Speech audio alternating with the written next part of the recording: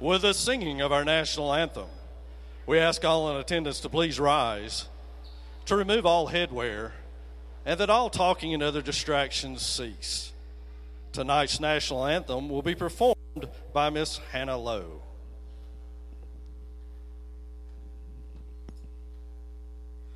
Oh, say, can you see by the dawn's early light what so proudly we hailed at the twilight's last gleaming, whose broad stripes and bright stars through the perilous fight o'er the ramparts we watched were so gallantly streaming, and the rockets' red glare, the bombs bursting in air, gave proof through the night that our flag was still there. Oh, say, does that star-spangled banner yet wave o'er the land of the free and the home of the brave?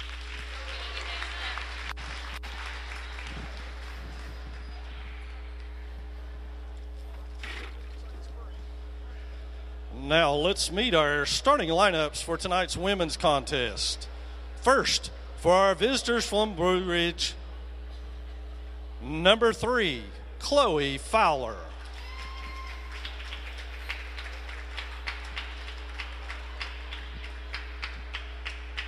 Number 11, Jade Bryson.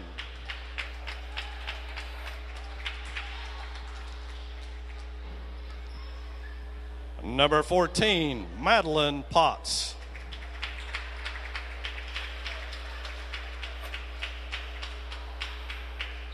Number 21, Charlotte Sherrill.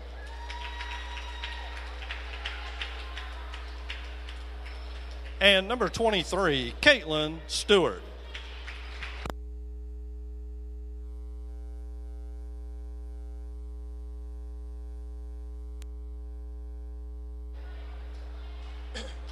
And now for your Lady Devils. At one guard, number 23, Bree Ross. At center, number 40, Taylor Collins. At one forward, number 14, Alyssa Smith. At your other forward, number 24, Grace Cade.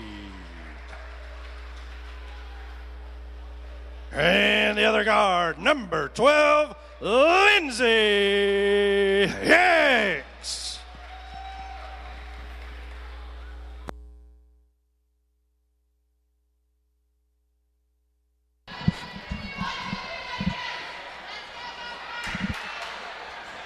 Hello again, everyone. Coming to you live from Bryson City, North Carolina, Swain County High School. It's Toby Burrell along with Jeff Marr and Joe Holt for tonight's women's basketball action. The Bobcats of Blue Ridge Early College. I can never remember to add that early college part, Jeff, either. when I say Blue Ridge. Still sounds strange. It is strange.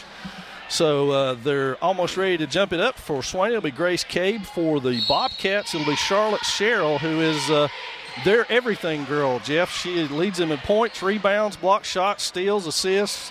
You name it, she leads them. And a freshman. Yes. Taylor Collins with a steal. Now Hicks will bring it up court on the first possession for the Lady Devils. She's unchecked, goes all the way to the hole and lays it off the glass. And out of there with it comes Charlotte Sherrill. She's dogged by two Lady Devils, and there's a foul on the play. Or was it out of bounds? I believe it was off a foot. Yes. Sorry if I call that foul prematurely. I'm used to saying fouls a lot. especially in the early going. So we're not even going to go there tonight. I won't even say that.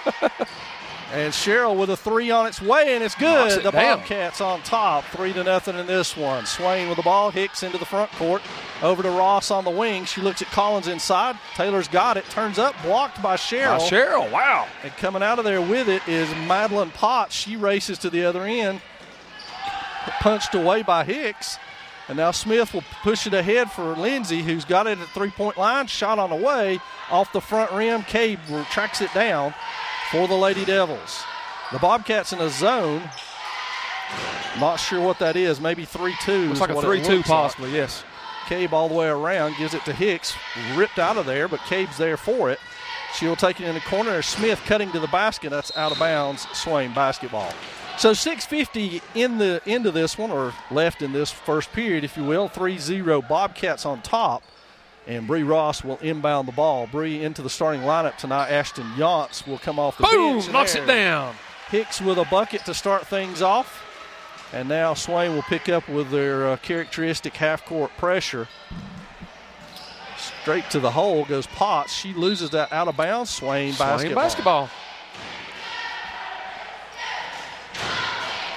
So Swain will inbound it. Game tied at 3. They spread this out. Looks almost like a 1-3-1 now at the midcourt area with Caitlin Stewart on top. Hicks evades her easily. Cabe with a nice catch down there to avoid it going out of bounds. And now Smith tries to improve, finds Hicks over to Ross. She looks underneath. Ball movement by side to side. Now Cabe puts it on the floor all the way to the hole and has that one blocked, but she got a good part of the arm, and that looked like Caitlin Stewart. Number 23. And it was. Her first.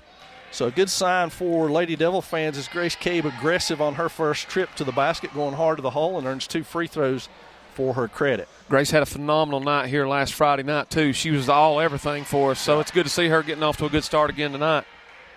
I think the big key, Jeff, was that her and Taylor Collins both in double figures of rebounding, and that was a huge part of that game. 2 double-doubles.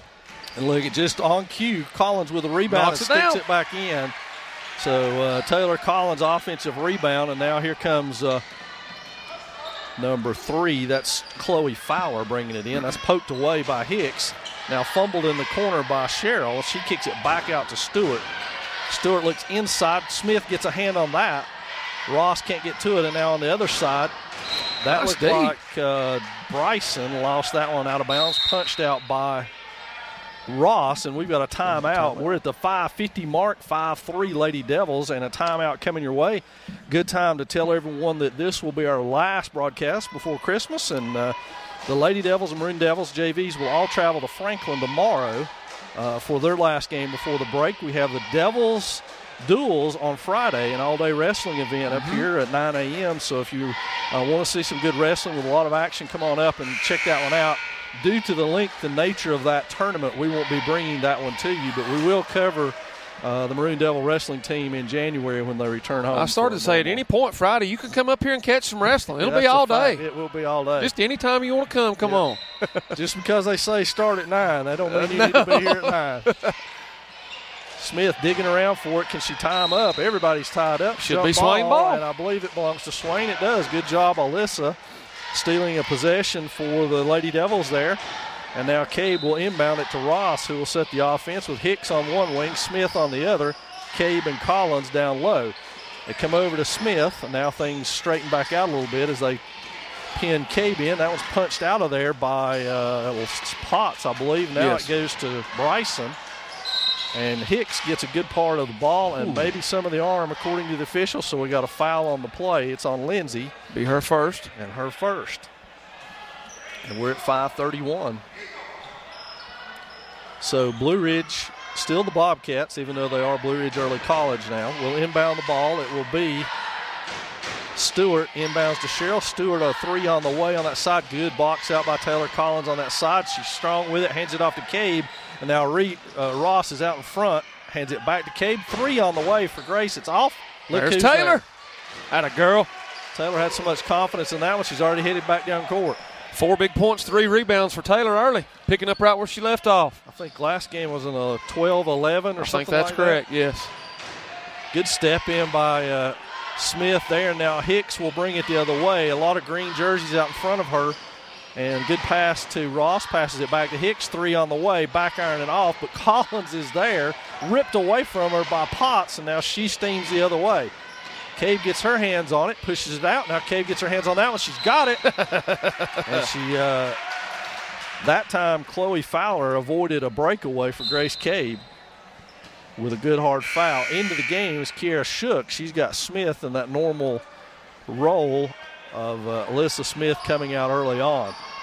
So into the front court go the Lady Devils. Bree Ross with the dribble, passes it off to Shook. She breaks it through the zone, loses possession. It's dug out by Cheryl. She kicks it ahead to Potts, fumbled, but comes away with it. Now Madeline Potts into the front court, loses her dribble for a moment. Loses her dribble again thanks to Cave that time. Shook out on Fowler. And there's Cheryl guarded by Collins. And Cheryl sticks that one. Wow. This kid's a good ball player, Yes, folks. she is. 5 early points for her. And Ross avoids the trap. That one's kicked down low, pulled out of there, and stolen by Cave. She tries to get a shot off, can't, and now she spills to the floor as Stewart heads the other way. Picked up by Collins to the corner to Cheryl. Shook's on her. Back cross court, nobody can catch it. And a nice play over there by the Swain fans. A little sloppy action so far to start this thing. It has been that. You're right. Yance into the lineup for Cabe. And now Charlotte Jackson awaits. She will get the horn too. And I can't help but wonder myself, Jeff, if that's not a ploy by Coach Turner to get a little bit more scoring punch in that second unit. Yeah, I think you're right, Coach.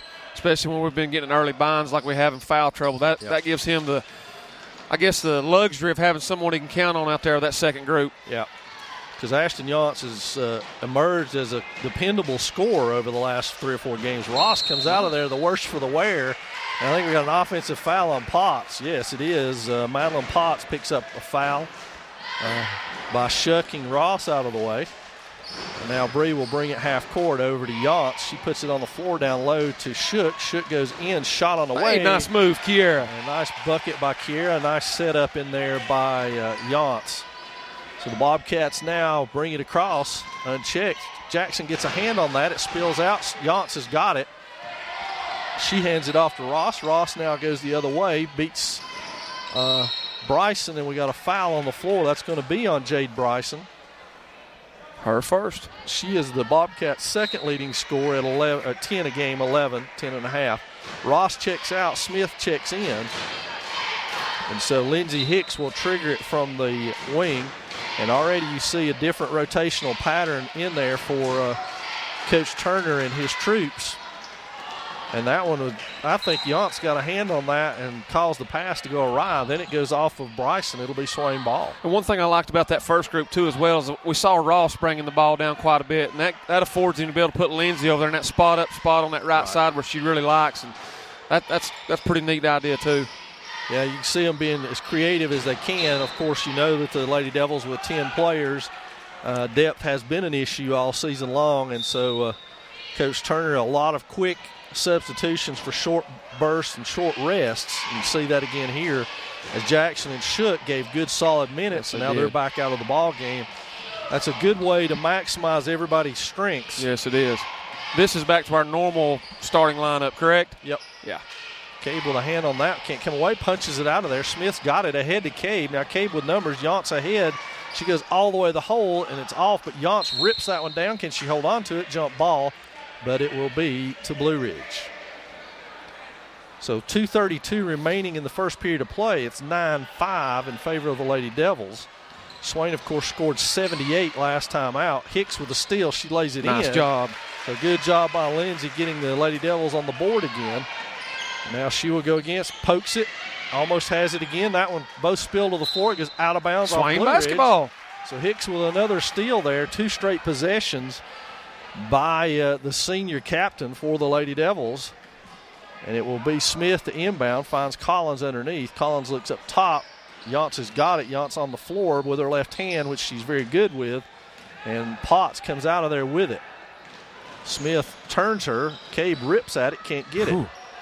So now it'll be Bryson up top, double team. Hicks pokes at it right to Cabe. She goes down, misses the shot, but draws the foul. That'll be on Jade Bryson. I think her second. Man, I'm telling you, we are absolutely putting so much pressure on these Blue Ridge guards right now. It's not even funny. Yeah. Lindsay and Grace are getting their hands on seemingly every time the ball's being dribbled or passed right now. So Grace back to the line where she's already shot 2 tonight. Rattles that one home. That one took the scenic route. Yes, it did. Quickly off the Bobcat bench is Hannah Carbone. She's into the game. The Bobcats are a little short, too. They only have 8 players on their roster. And their coach has not shown any inclination to go to the bench very much until that time. So, obviously, they're not very deep either. Grace with 2 points on the night. So now the Bobcats bring it into the front court. It is Fowler with the ball. She goes inside to Cheryl, back to Fowler. Fowler, good jumper, good set. Rolls out of there, and it's off. Now everybody watches it, and coming out of there with it is Hannah Carbone. Back to the corner. That's going to be a shot. Thought about it and then doesn't shoot it. Bryson to the bucket, it goes for her. So Jade Bryson on the board, their second leading scorer. And we're fast approaching a minute left in this half. Good. Nice look ahead. Look ahead, and that's Yance on the other side. Blocked, swatted out of there by Cheryl. Cabe comes away with the rebound. Now passes it over to Hicks to the corner to Smith. The Bobcats flying out on the outside Boom, shot. knocks it down. Lindsay Hicks with a big 3 there off the Smith pass, and we're 16-7 now. Right at 1 minute to go in this one. Hicks punches that one away, but it will be Blue Ridge ball. And it looks like Cheryl is losing a headband. So she'll work to get that back on as we are 1 tick above a minute left in the first period of play here from Swain High School. Worth note that both teams enter this game with 1 win. The Bobcats are 1-9 on the season. The Lady Devils 1-4. Swain comes in with a modest 1-game winning streak, though. That's a good block by Cade.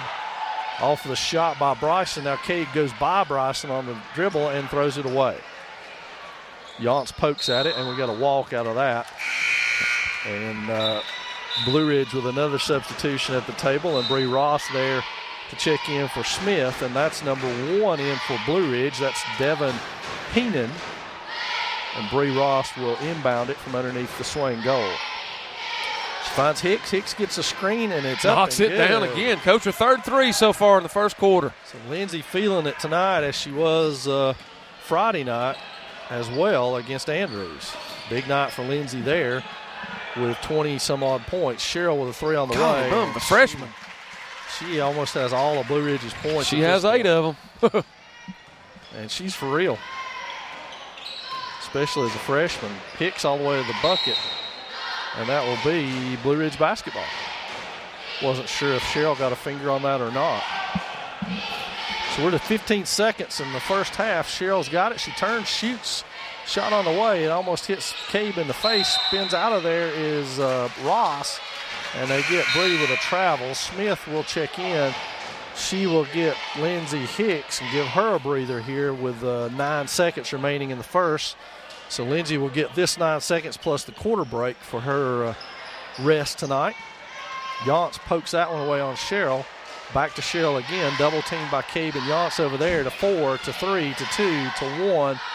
And that's going to do your first period of play as Swain comes out of there with a 19-10 advantage over Blue Ridge. We'll be back.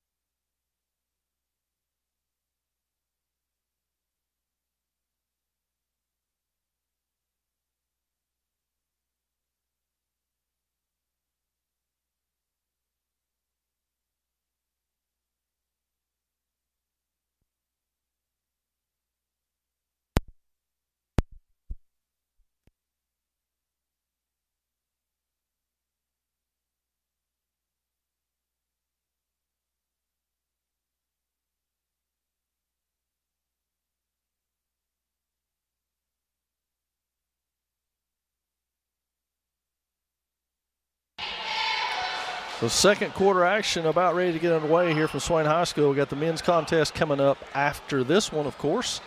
We'll be here for all the action of that one as well. It is Swain basketball to begin the second period of play. It's Ross, Hicks, Cabe, Collins, and Smith for the Lady Devils, the starters of tonight's contest. And so after some deliberation, it does actually remain Swain basketball. They will inbound it to Ross from Hicks. Hicks gets it back. Thought about a three. They ran out on her. Now she goes underneath. Had Cabe open, and it's punched away by Blue Ridge. The old bounce pass. When they got that one there. Yep. The old trusty bounce pass.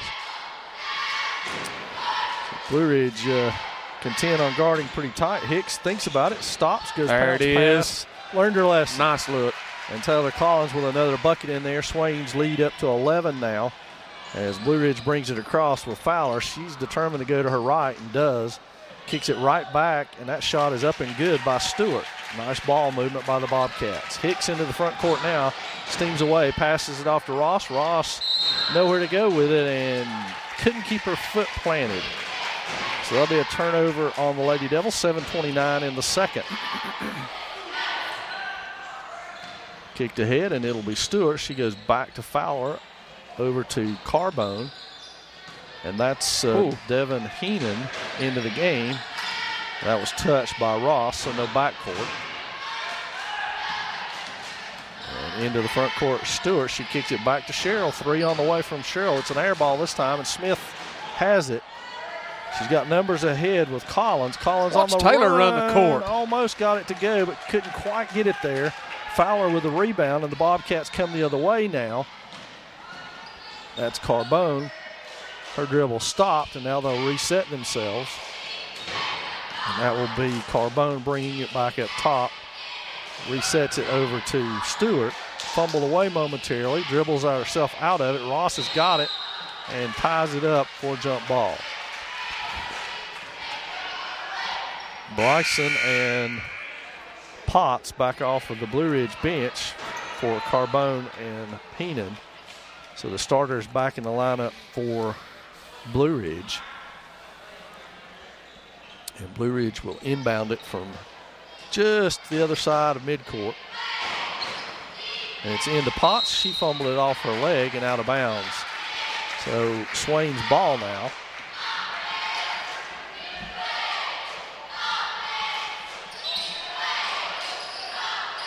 And that will be inbounded to Hicks. She's got it. It looks like they're trying to get some traps working. That would be Blue Ridge. Over to Ross. Good look at the shot. It goes nice up look. and in for Bree Ross. Nice pass from Cabe on that one. So into the front court come Bobcats. That's Potts. She puts the ball on the floor, goes hard to the hole, blocked by Smith, and it goes off of Blue Ridge. Swain basketball. So good block in there by Smith. We'll take it, but I'm not sure the physics of that one. After the stuff I've seen this year, who am I to argue? Absolutely. It went in our favor, so we'll take it. Looks like we're in a half-court trap of some sort. That's punched ahead to Collins. Ill-advised pass by the freshman. And that one's punched away before Bryson can get to that. It'll be Swain basketball. So Cabe will inbound it. It will be Bryson up top in what looks to be their 1-3-1 half-court trap. They've scooted it up. Almost moved it up to three-quarters. I'm sure they'd love to trap just as you cross midcourt. It's the way those usually work. And sure enough, here comes the trap. Smith backs up with a three on the way. It's a little long, but guess There's who's Taylor there? And that foul will be on probably Stewart. It is. 23, her second. So Taylor Collins goes to the line, and Swain now will shoot 1-1, I believe.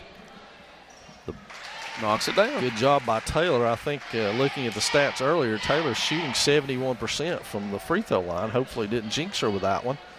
But that's a pretty high, and I did, pretty high percentage for a center. Yes, it is.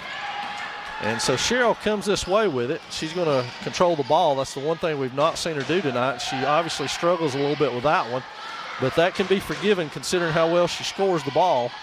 That shot blocked partially. It goes right back to Cabe. Into what nice a look. pass. Collins a little too far under the goal is the only thing that's wrong with that one.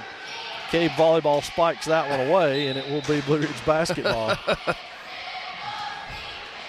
Good inside pass. The Lady Devils have done an excellent job at seeing the open players on the low block and taking advantage of it.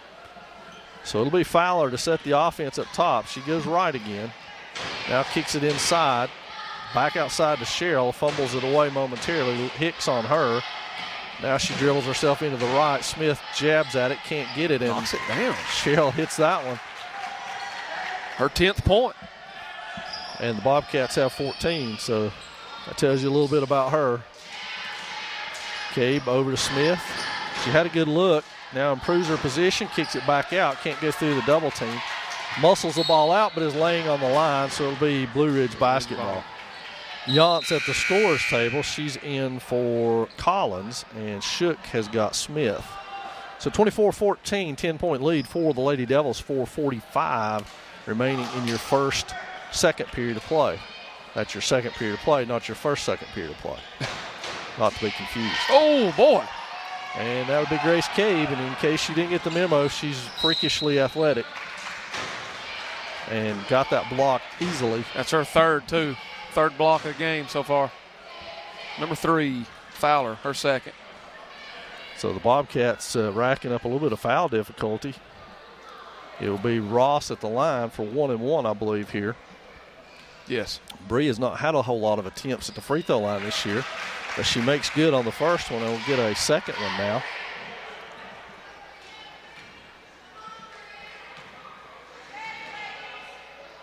Second one on its way. Knocks them down. Whole part of the rim, but goes in. Cheryl with it now, 4:30 and counting in your first period. Hicks has got her over to Fowler. Now they're looking at the low block. Good kick by Cabe. Shook had Caitlin Stewart posting her up in there. Stewart all of 5'5", and Shook all of about 5'3". So that's some real length in the low block that time. Ross with it. She fumbles it away, gets it to Yance up top. Back to Ross now to reset the offense. Kicks it over to Hicks. Clean look at a three. It's on its way. Front iron and no good. Chased down over there by Bryson, and she brings it into the front court over to Fowler. She finds Cheryl. Picked up by Shook. Cheryl goes baseline.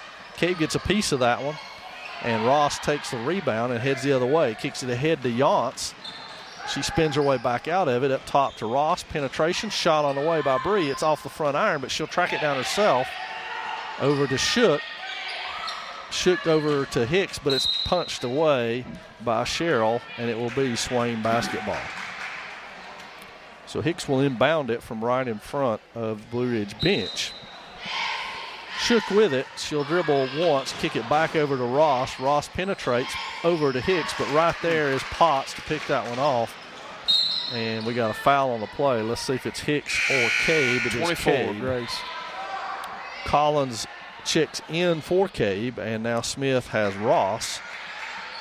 And the Lady Devils will defend for pretty much the half-court area. That one's thrown ahead. Collins or Smith can get there, but can't. And Fowler almost spills into the bench. Smith and Coach Blankenship over there to help her up.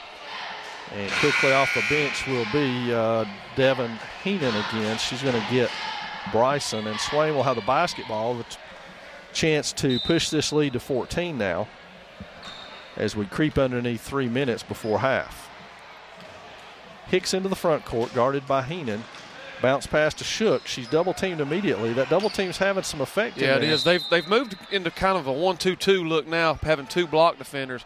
And this length out here is giving us trouble, that cross-court pass. And when we're getting it to the low block, they're doubling us immediately, and we're having trouble getting out of that double team.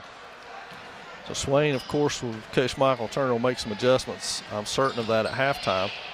That one goes out of bounds off of Fowler. Charlotte Jackson off the Swain bench. She's got Shook. Check that. It was off Swain. I could have swore it was off of I did too. Fowler.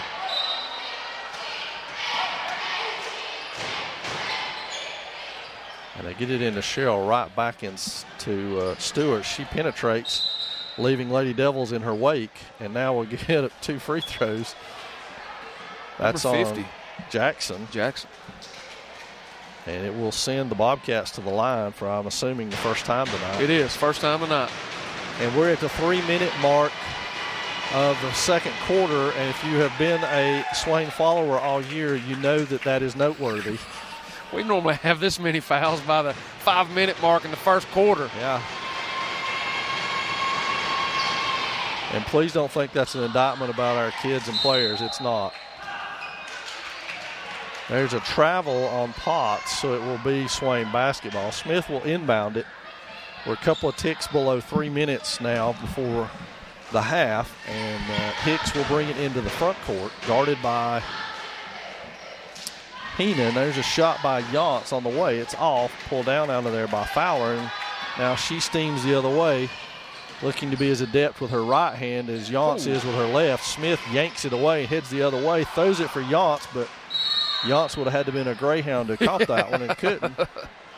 And so it will be Blue Ridge basketball. 11-point Lady Devil lead, 26-15. Stewart inbounds to Fowler, who goes to her right. And now Cheryl with it. And that's the most uneasy I've seen her with a basketball in her hand, dribbling over there. It's about time. So Potts with a running one-hander. She gets that to go. So Madeline Potts on the board. It's under 10, Coach. Yeah, it is. This defense they've switched to has been very effective. Good pass in there by Hicks. Jackson couldn't do anything with it, and Smith saves a possession by bouncing it off of Blue Ridge. Ross and Cade back in for Smith and Jackson. And Ross will inbound it.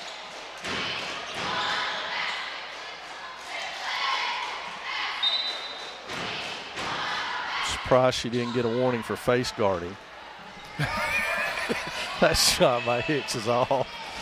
Blue Ridge has got it, heads the other way. Hicks with a block. She's got her own rebound, racing the other way, 1-on-3. And Hicks has to fire it to the basket because she's hammered. No call. And Blue Ridge brings it the other way, punched out by Hicks, right to Cabe. Cabe kicks it ahead to Yance. Yance goes with her left hand, shot on the way, front iron no good, pulled down by Cheryl. She goes the other way. She's not looking tentative anymore. No, she's not. Full head of steam and loses it out of bounds. They have her listed at 5'9".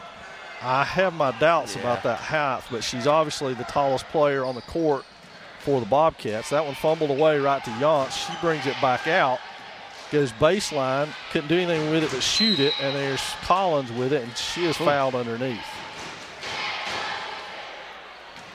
That's on Stewart. Should be her third. 1:22 before the half. Taylor Collins back to the free throw line. Taylor's 1 or 2 on the night. Toes the line for that first one. You jinxed her this time. I jinxed her, my bad. Bryson back in for Stewart. For the Bobcats, Collins will have a second one on the way. The scoring has slowed, but the action has still been frantic.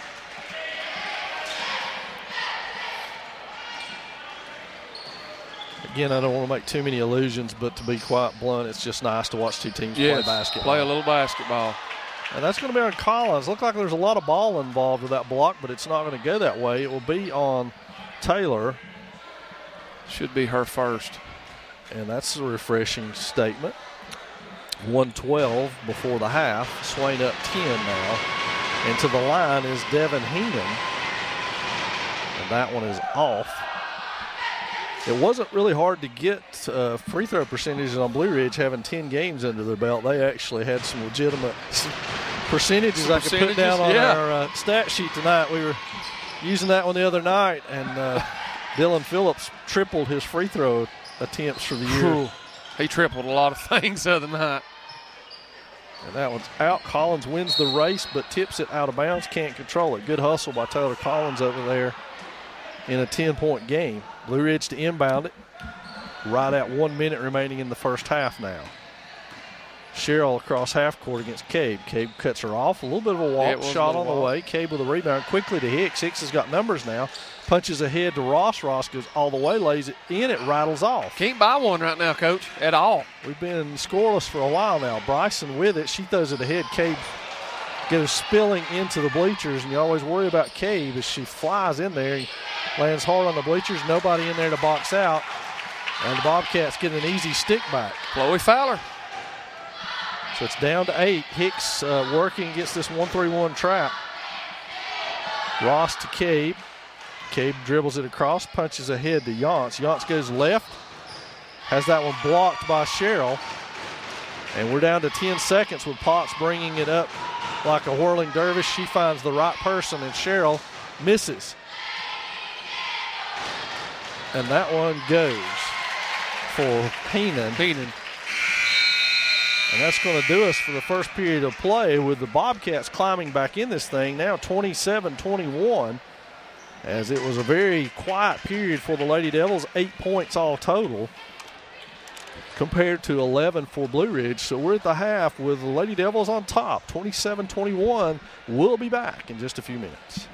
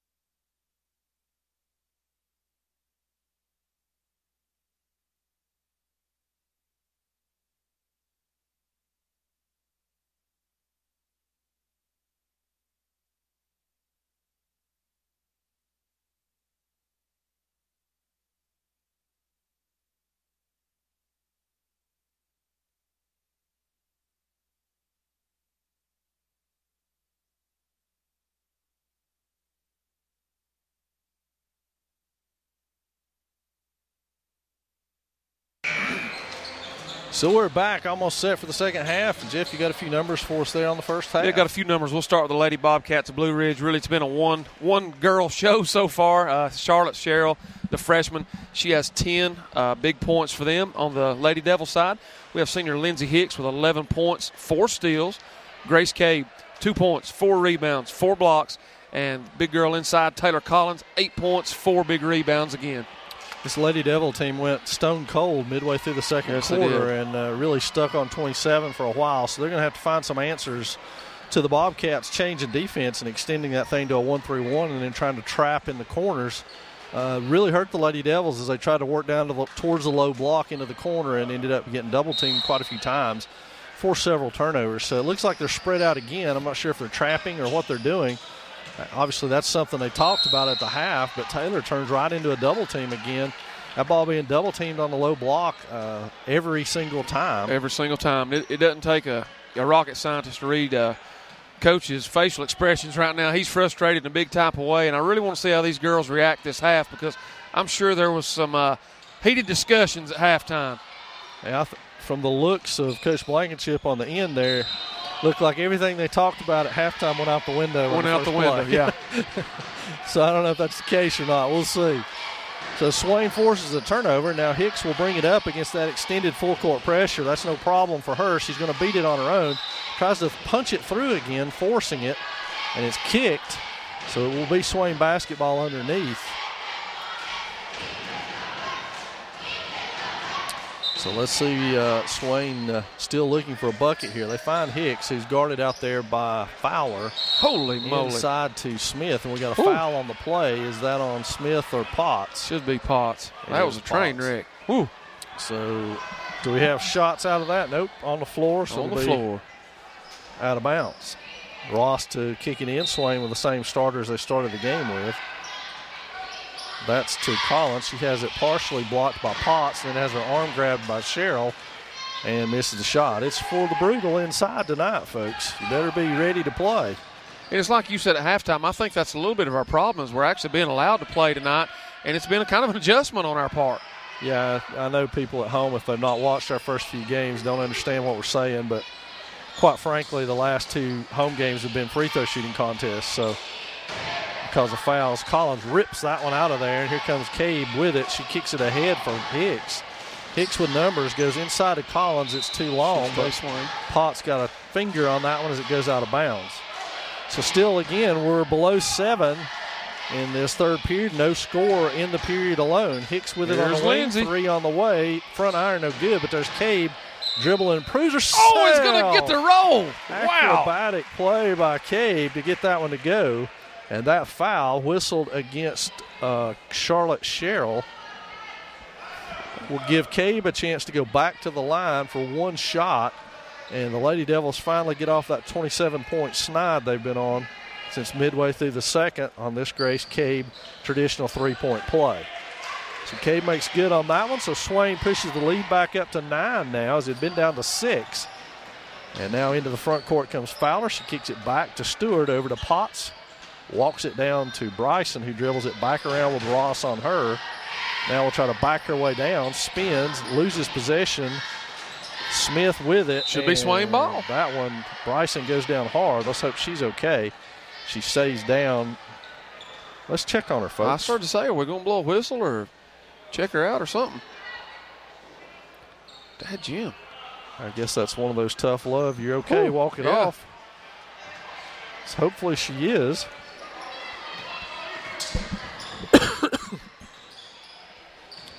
So Cabe and Ross work it up. Now Smith puts it on the floor, goes to the hole, has it swiped away in there by Bryson. It'll be Bryson bringing it up.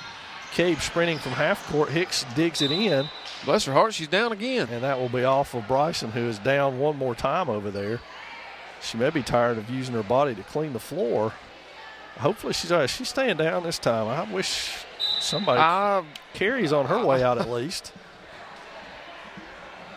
And, I thought I was going to have to zip line down there just a minute and check on this poor girl. Bless her heart. Wow. Girl's hurt. Check her out.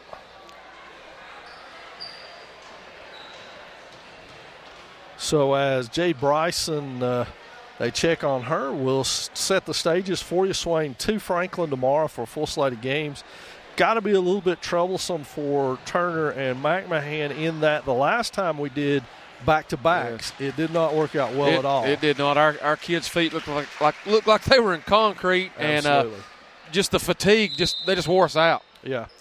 Well, obviously, Bryson is up and off under her own power, so that's good news. Hopefully maybe just the wind knocked out of her be Swain basketball. But you're absolutely right. It did look like that in that Smoky Mountain contest that Swain was playing with in mud most of the night. And so hopefully they can find a solution to that. There's Hicks with a 3 on the way. Front iron, cross gets the around roll. and goes. So 6-0 now in the third quarter. Swain gets a little bit of that swagger back up to 12 now with the lead. But when you go into battle with Franklin and Smokey in basketball, you better have your A game. So, son, you better have your loins girded because it's going to be a tough physical matchup. And it's basically the same problem for both our guys and our girls. It's a depth issue that you just have a hard time getting the key players off the court and still be able to win. So that one's off, and Ashton Yance is going to get Alyssa Smith at the 5:53 mark. So Stewart misses her first. The Bobcats didn't shoot a lot of free throws in that first half. Nope. Matter of fact, she shot them all but 2. So Stewart did. She's 58% on the season, and that's Taylor's got that one away. Good pass inside, batted away in there by Stewart. So Blue Ridge, some really good active hands. It's really hard sometimes to tell if we're having bad passes, if they're just really good active basketball players. Ross comes out of there with that one, or did she?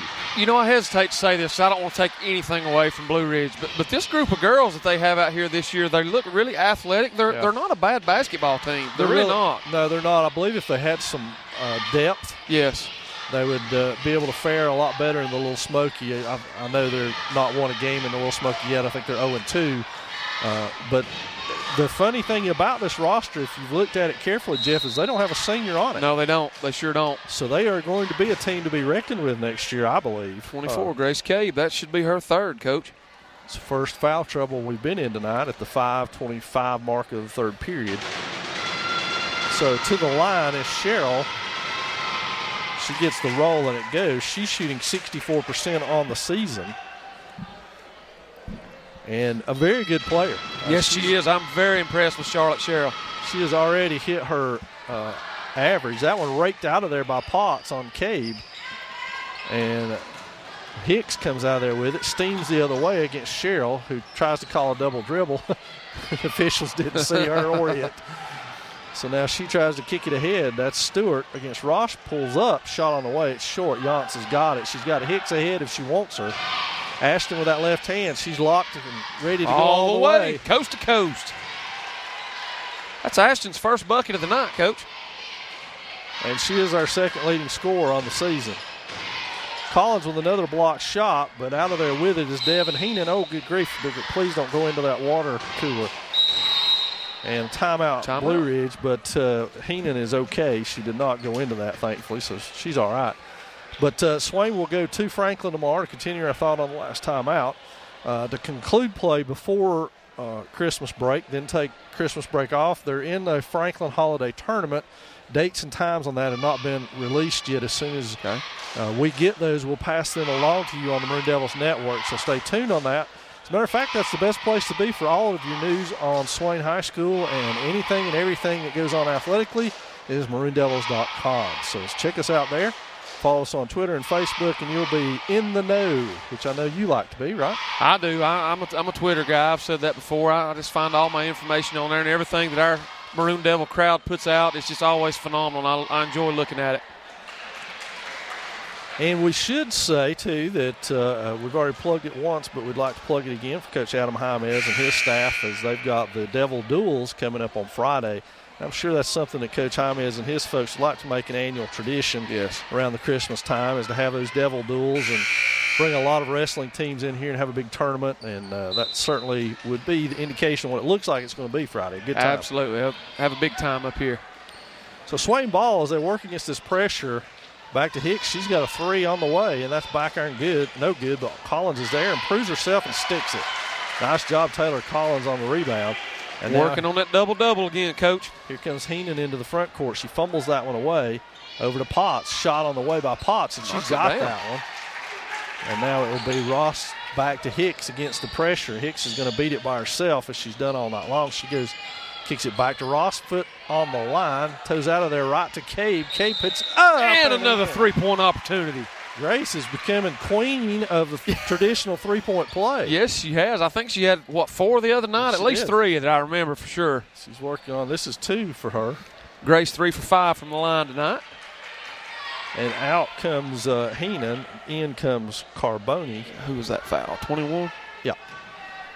They've got her for 2 on the board, if I'm reading that correctly. Yeah. Cable with 1 free throw after the traditional play. The Swain lead now up to 16 as the Bobcats only scoring 3 points in this third quarter. It's been a very quiet quarter. 13-3 run. Yance goes for that one. It's left hanging out there. She can't get to it. And now it will be Stewart resetting things, and dribbling around is Fowler. She goes all the way to the hole, unstopped. And now Ross battles underneath there. That hits the top of the backboard. No call. It'll be out of bounds off of Blue Ridge. There's a lot of baiting and banging and screen setting and everything else right there in that maroon paint. Wow. So Cabe with it. She charges ahead. Nobody stops her, so she's going straight to the hole. Misses it. There's Taylor. Taylor Collins making a living on the offensive glass. 12 points for Taylor. And that was a tough call. Ooh, boy. Jumped into her body, I thought. Looked like the contact was initiated by Stewart, and that Collins had blocked the shot cleanly, but Taylor's second foul. Caitlin Stewart, 1 of 4 from the free throw line tonight.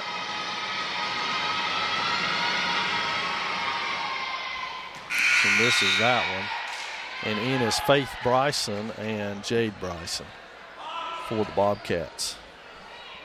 3:26, 42-24. These Lady Devils will have to get busy if they're going to make 78 tonight. Yes, they are. Against Andrews. But honestly, they're not shooting as well. So Ross against the pressure. She's got Yance on one side. She finds Ashton. Ashton's got Hicks in the corner. Lindsay cues it up. 3 on the way. Boom, knocks it down. Lindsay's 5th 3 of the night. And that pushes the Swain lead to 20 for the first time tonight. Blue Ridge with it. Good ball fake. Inside, blocked by Hicks. Pulled out of there by Ross. Now it's Ross and Yance. Can they win the race against Ashton? She goes in with that left hand, misses it, but Cade plucks it out of the air, then has it pushed away. And rushing the other way is Charlotte Sherrill. She goes in, and Hicks gets a good block on that. Gets whistled for the foul. Should be Lindsay's second. And again, I reiterate what I said last game. There's some officials, it doesn't matter what kind of block you get. Yeah. If you're a female, it's not a block. So it's not a block. Cheryl makes good on that one. As we said, she's a 64% free throw shooter. 2:51 remaining. Charlotte Jackson off the Swain bench. She's going to give Collins a breather here with a 19-point lead and 2 minutes remaining in the third. Well, roughly 3 minutes remaining in the third. Cheryl will shoot a second one now. She's a 5'9" freshman. But as we said, I don't think she's 5'9" by any stretch of the imagination. 13 big points for her. So Ross comes into the pressure, goes all the way across court to Cape, to Hicks in the corner. Ball fake, back, throws it right to Jade Bryson, and then it goes off of Lindsay's hands as she can't quite get to it. So it'll be Blue Ridge ball as we tick down on this third period of play here at Swain High School. Hicks pokes that one away but can't come up with it. Bryson on the block, and Ross had position but couldn't pull that one in, but it will be Swain ball. Gabe triggers it into Ross, who holds everything up at the urging of Michael Turner. And now Cabe goes right back to her. She goes inside. Nice to look. Jackson. Hey, atta girl. Charlotte's on the board. Nice job, Charlotte. Good look by Bree Ross. Good job sharing the ball tonight. Yes, that was good defense right there by Charlotte. She's able to punch that one away from Stewart. It ends up going out of bounds off of Blue Ridge. It will be Swain ball. So Cabe will inbound it over there. We're 2:02 in the third. Still 20-point lead for the Lady Devils. Cabe with it. Looks ahead to Ross. Ross has got it. Back over to Yance. 3 on the way from Ashton. That's off the front iron and no good.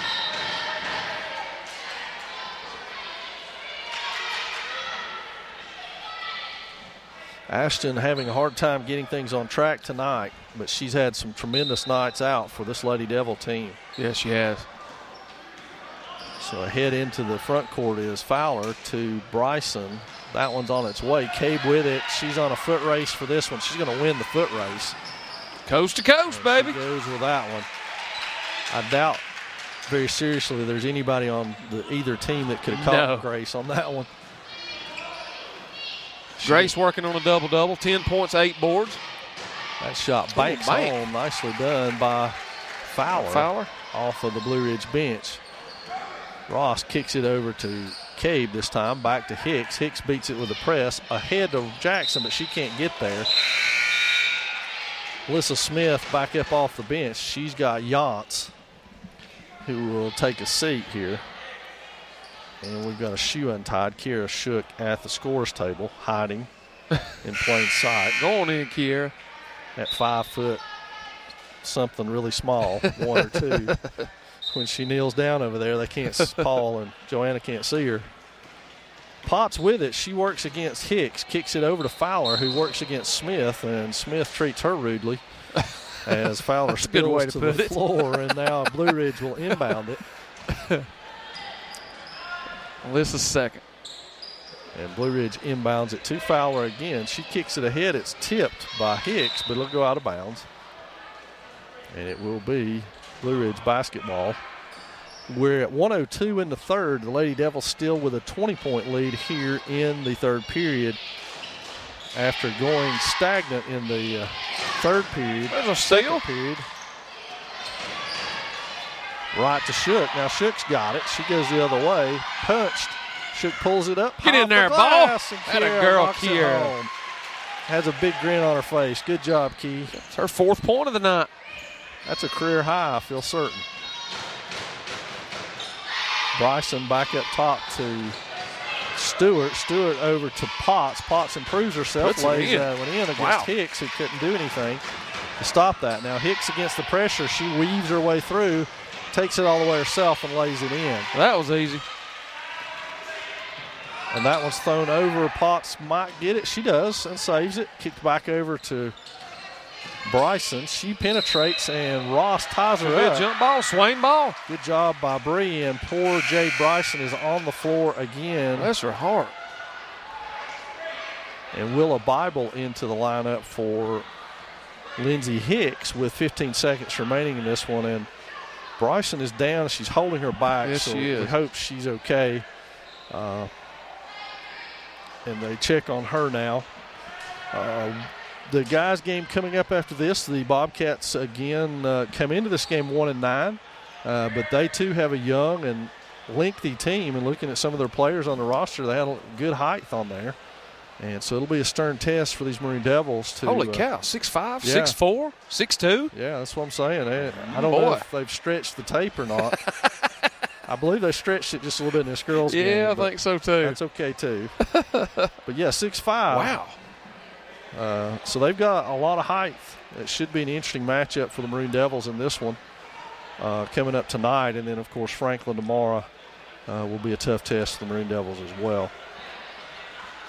But one good thing about it, we can match that height with Zeke and Seth and those guys. That'll be a good battle for them. It'll also be interesting to see if the game's called the same as this one, how they react to being able to play just a little bit. You know? Absolutely, and there's a lot to be said for that. I know people think we're making light, and we are in a lot of ways about some of that stuff, but this really is the first contest that our girls have actually played basketball. Yes, played some basketball. Outside of the Andrews game where they were allowed to play, and it turned out really well for them. I think good things happen to them if you don't take them out of the game with foul trouble. Absolutely. They're so thin that once you do that, there's just not enough depth there to be competitive against the other team's first string. Right. And that's not taking anything away from our girls. They're just not there yet. We've got a lot of young kids on our bench that are learning, but they're not up to Lindsey Hicks' caliber and experience. No, and I started to say with Lindsay, and it's not a shot against anybody else, but she's the one true ball handler we have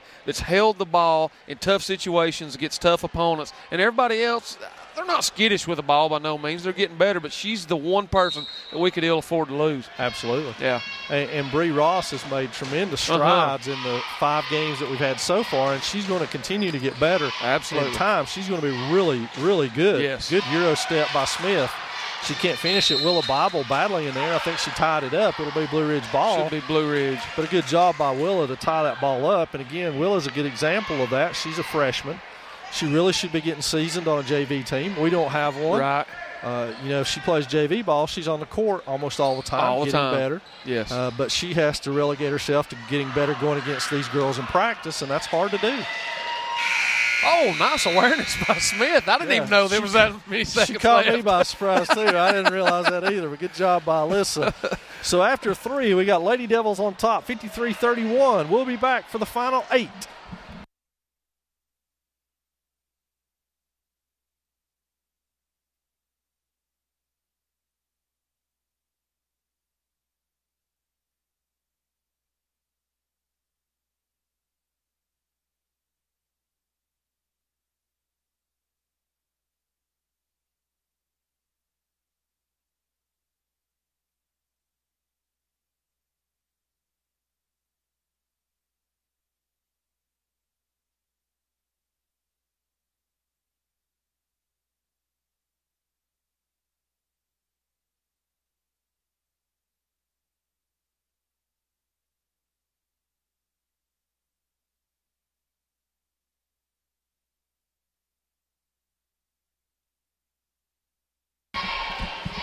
So 8 minutes to go in this one. The Lady Devils have extended to a 22-point lead now. And let's see if they can make that work. The defense Blue Ridge has put out there since the second quarter has been a tough one, but Swain found a way to get some cracks in it in that last quarter. Now they find Ross wide open for a jumper. It goes off. Smith and Collins can't handle it. It goes out of bounds off of them. So Blue Ridge basketball. So here comes Fowler across midcourt, a reluctant ball handler. Potts has done well in there. She spins and loses it. But Caitlin Stewart is there. She comes out with it. Poked at by Hicks. She's in no man's land. Away. She's got Cabe ahead. Cabe's got it. Lays it in with the left hand and misses it. So Grace misses the easy shot. Smith rips that one away. Goes in, lays it in. Puts it in. Alyssa was determined to score there she somehow. was. That one's poked, and Potts runs it down. Collins out there with a knee and picks up a ill-advised one at the 7-10 mark. It's going to be 3 on Taylor. Miraculously, we're in the fourth quarter, and neither team's in the 1-1. Blue Ridge keys the ball in, and I used to think that was good by Potts, that I thought the inbounds throw in, that those was stationary, almost like you had to establish a pivot foot. Hicks behind the 3, lets her rip, goes out of there. Collins and Smith battle for it. Smith's got it. She's got the bucket. Alyssa's on fire. So Alyssa's put some buckets in, and the Lady Devils have run out here 57-33 on both 2 buckets by Smith. Now Stewart posts her up. Smith swats that one away. She's Alyssa again. Go on, coast to coast, Alyssa. She goes in and lays that one in. 6 straight for Alyssa Smith, the senior, taking over here in the fourth quarter. That one's in, and Cabe hammers poor Fowler and then hangs around to semi-help her up. I think that may be 4 on Grace. Yes, now it is. Shooting. Back in will be Heenan and Cheryl. And the shoot will be Chloe Fowler. Her percentage on the season is 36%. Her first trip to the line tonight. And it is a 1-1, so she's got to make the first one, and she does. So Fowler will have a second one for her troubles here. That one rattles out. Collins with it. She looks ahead, but finds Smith, who walls it off, gets the rebound, now brings it into the front court, backs it back out, and finds Ross, who's got Hicks wide open in the corner but didn't see her. Now Hicks has to come up top. penetrates to the side, weaves her way back around, finds Smith in the corner, and throws it away. Yance in for Cabe, who I think has 4 fouls now. Is that right? Yes. Grace has 4. So Cheryl back to Stewart, ahead to Fowler. Fowler has it poked at by Shook and Smith. That one's way off, and Stewart's underneath with it. Hit the top of the backboard. It'll be Swain basketball. 5:55 remaining in this one. It's the first shot Cheryl's been able to get off in a long time, it seems like. She had a free throw minute to go, but other than that, we've kind of held her in check. I'll be honest, I believe Hicks actually got a piece of that. That's why it was so short. Because she has been dead on everything she shot tonight. Hicks with that one, it's off, but right back to Hicks. She tracks it down, has got it again to Yance. Yance has got that one on the way. It's short. And Caitlin Stewart with a rebound over to Fowler, who pushes it ahead right to Yance, but it's on the floor. Good hustle, Bree. And Bree dives for that one, and they've got Hicks wide open. And Yance finds her, and Hicks blows the bunny underneath. Now pokes at it out of bounds. It'll be Blue Ridge ball. But what hustle by Bree Ross in a 20-point lead game, diving on the floor. Great competitive nature by the freshman. I'll tell you about her. I coached her last year, and that's her biggest asset. Is she fears nothing or no one, and she's as competitive as they come. So Hicks punches that one away, and almost saved by Cheryl. She couldn't quite get to it. And Shook quickly off the bench has got Lindsey Hicks out at 5:09. It's 59-34. That'll teach Lindsey to miss a layup. That's right. And Lindsey's sitting on 19 points, too. One more bucket to get to 20. Ross reverses herself, then finds Yance. Yance to Smith in the corner. 3 on the way. This has been so Alyssa Smith's half. I figured that would go. Yance has that one blocked, gets it back, travels all the way around, finds Ross back at top.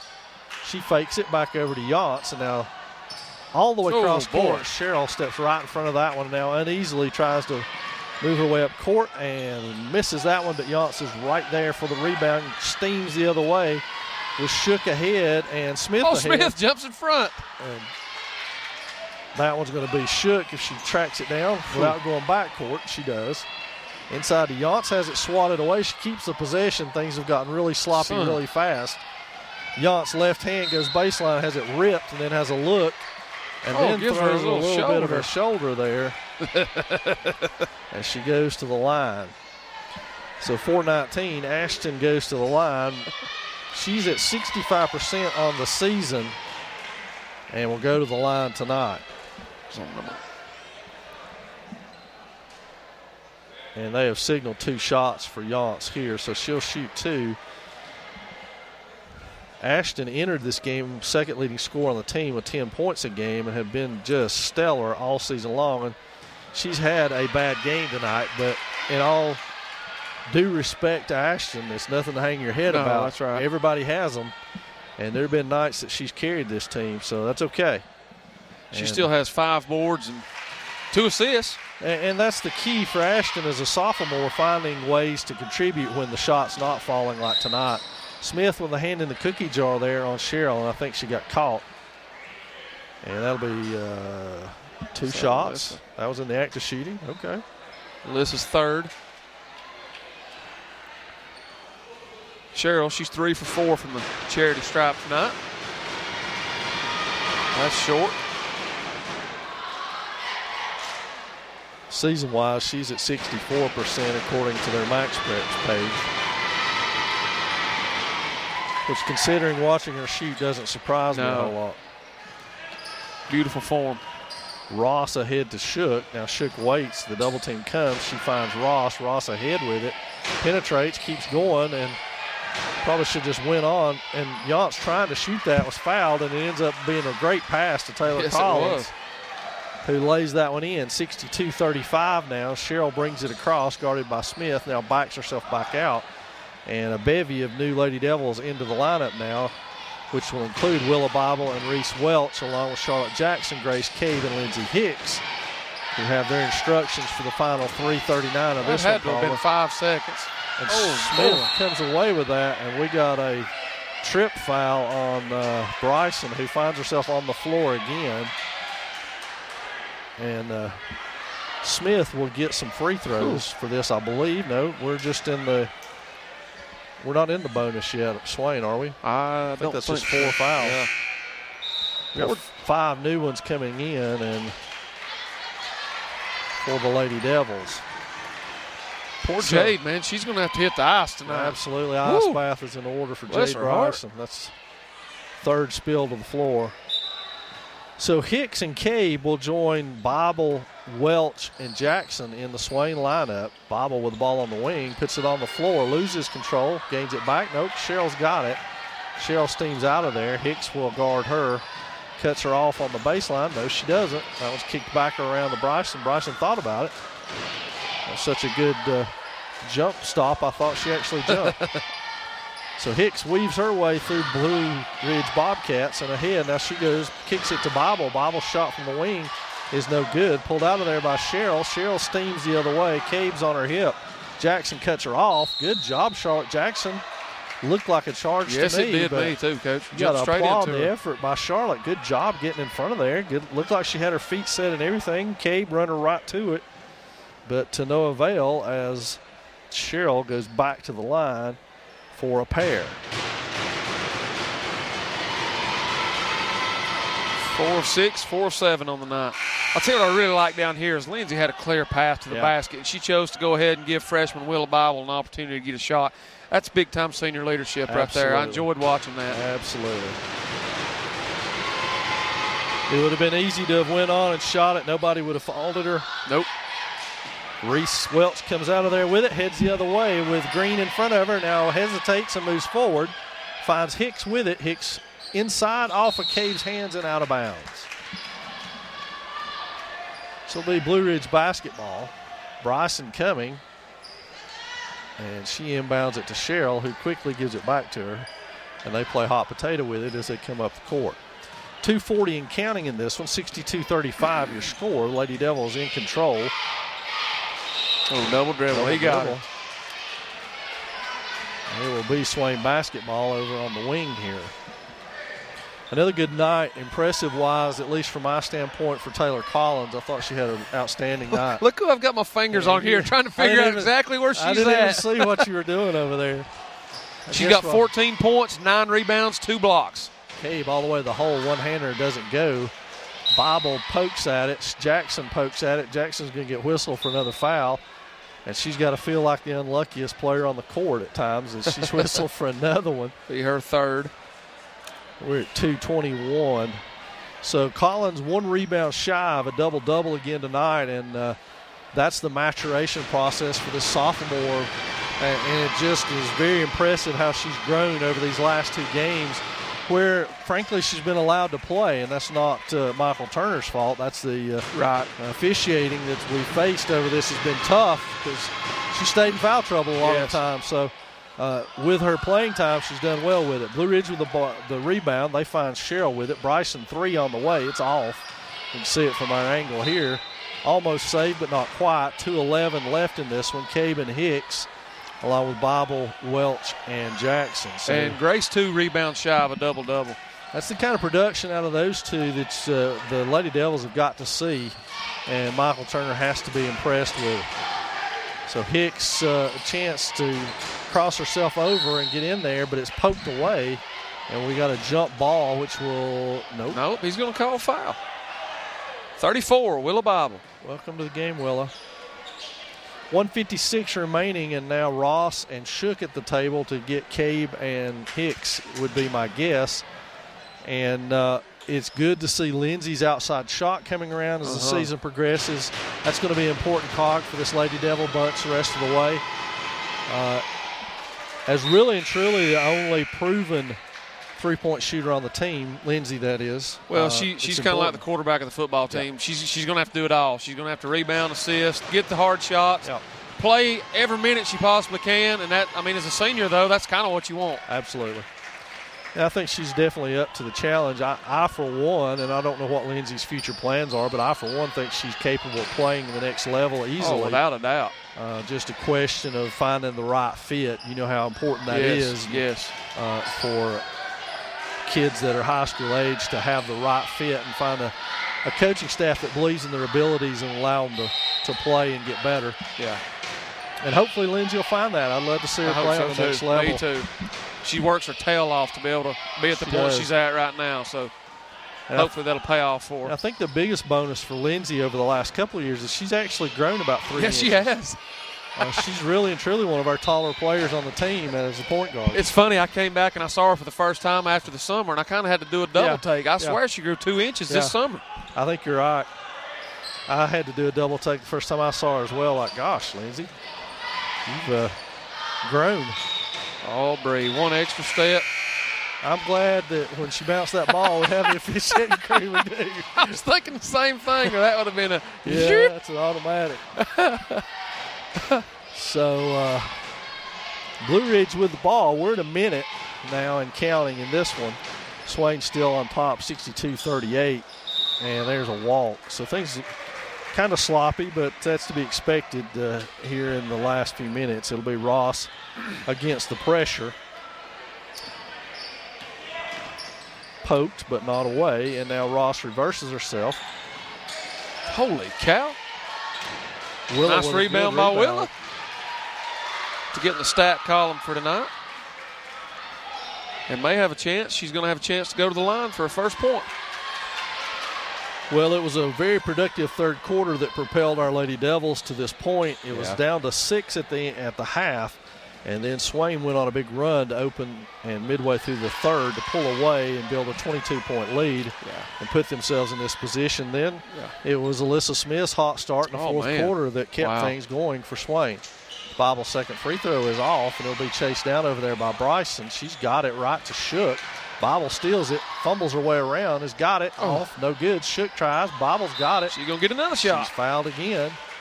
And so with 42.8 remaining in this game, the Lady Devils look poised to go to 2-4 on the season and win their second straight game. 2 in a row. Traveling to Franklin tomorrow night, and then a Christmas holiday tournament over the Christmas holidays before returning to conference play in January, where we'll be back with you. Stay tuned to the Maroon Devils Network for all the information you need to know on when we'll be back and what game it will be, and find out what happens over Christmas. Hey, there it is. That one creeps up and over the rim for Willow, and she's on the board now, 63-38 in favor of our Lady Devils. It's Bryson into the front court, and she finds Potts on the floor, kicks it over. That's back inside the Potts, working on Reese Welch, and Potts, good left hand, who's shown good acuity down low with those type of shots, hits another one. Ross steams into the front court, beats Bryson. A little push from the back. Ross flings it right to Shook. Shook misses it. That's off of Swain. She just got two-hand pushed in the back. She did. You're right. Wow. 16 seconds left in this one. The Bobcats trailing by 23. It'll be Bryson across the timeline. She goes hard to the hole, and Ross is called for the foul. With 8.9 remaining, Jade Bryson will get a pair of free throws. Her first trip to the line tonight. She's shooting right at 49% on the season. Coach, that's Bree's first foul. Wow. Wow. As aggressive as she's been tonight, it's her first foul. Bryson cans that one. And now we'll have a second one for her troubles. Good looking free throw that stroke. one. Good shot for Jade Bryson. She's had a tough night in terms of finding the floor, so Ross doesn't even have to bring it across half court. And that's going to do it. Swain takes their second straight with a 63-42 win over Blue Ridge. So when we return, folks, in about 8 minutes, we'll have guys action coming your way next on the Maroon Devils Network.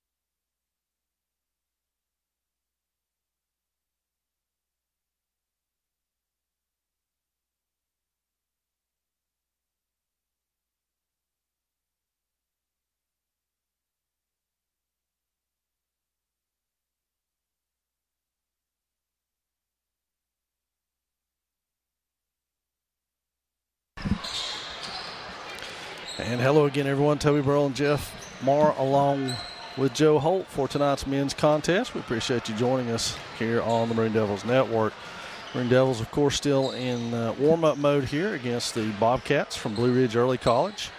And, Jeff, we talked about in the girls' game, this Blue Ridge team being very tall if they didn't stretch the measuring tape, and I don't think they stretched it. No, they don't. I went down there to get the starting lineups for you, and I kind of looked at each one of them, sized them up a little bit, and I think these sizes are pretty accurate. I think you're right. 6'4", 6'5", those are two tall kids down there.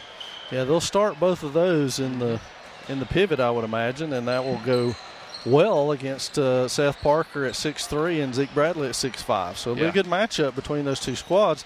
This Blue Ridge team comes in here at 1-9 as well as their girls did. The Maroon Devils are 2-3 now on the season after the disappointing, heartbreaking loss last Friday. That was a tough one to swallow for all the Maroon Devil fans. Just pretty much a lot of outcry about officiating is what I heard over the weekend and on Monday. It was, and I mean, I was still aggravated, and it really took the kind of the wind out of everybody's sails. So I'm really interested to see how this team bounces back tonight. Kind of try to put that one behind you mentality. Suit up tonight and let's see what happens. And, you know, it had been a couple of game stretch with the same officiating crew, so to speak, and so the Maroon Devils kind of got into that mindset. It'll be interesting to see, like the girls did, how they actually play tonight with a different officiating crew if they go ahead and play themselves out. We've got starting lineups coming your way in action right here on the Maroon Devils Network, so stay tuned.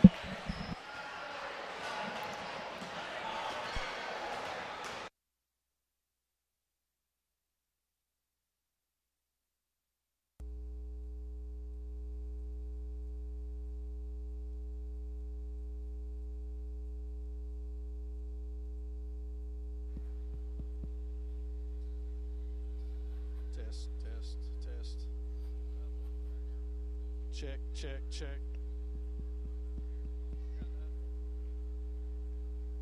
Hey, I got nothing. Hey, I got nothing.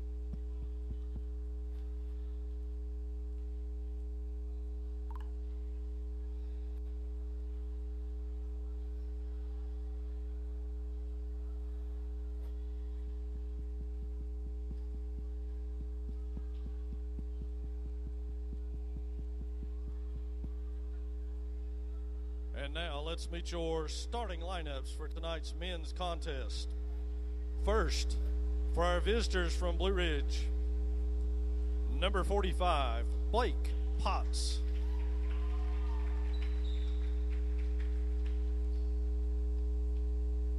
Number 11, Dylan McCall.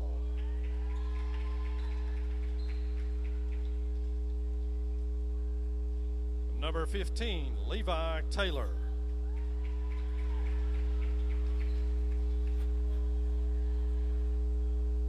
Number 22, Hunter Collins.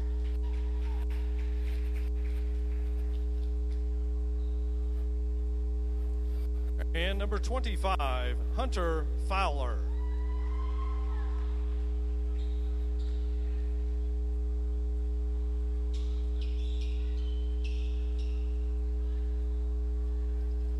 And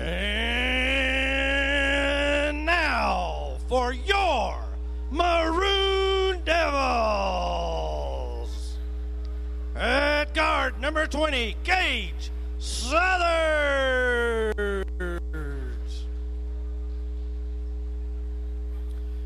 At the other guard, number 25, Bradley Vestal. At center, number 12, Zeke Bradley.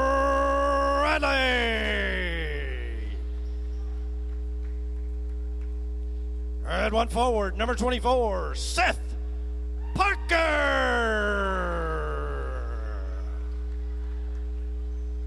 And your other forward, number 10, Briar Yachts.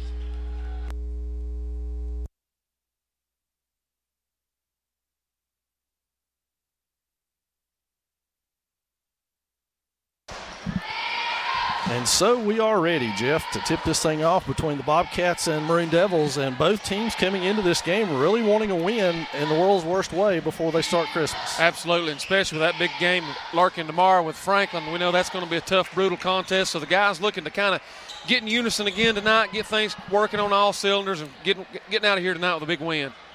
So Parker will jump it off against Hunter Collins. Collins 6'4", Parker 6'3".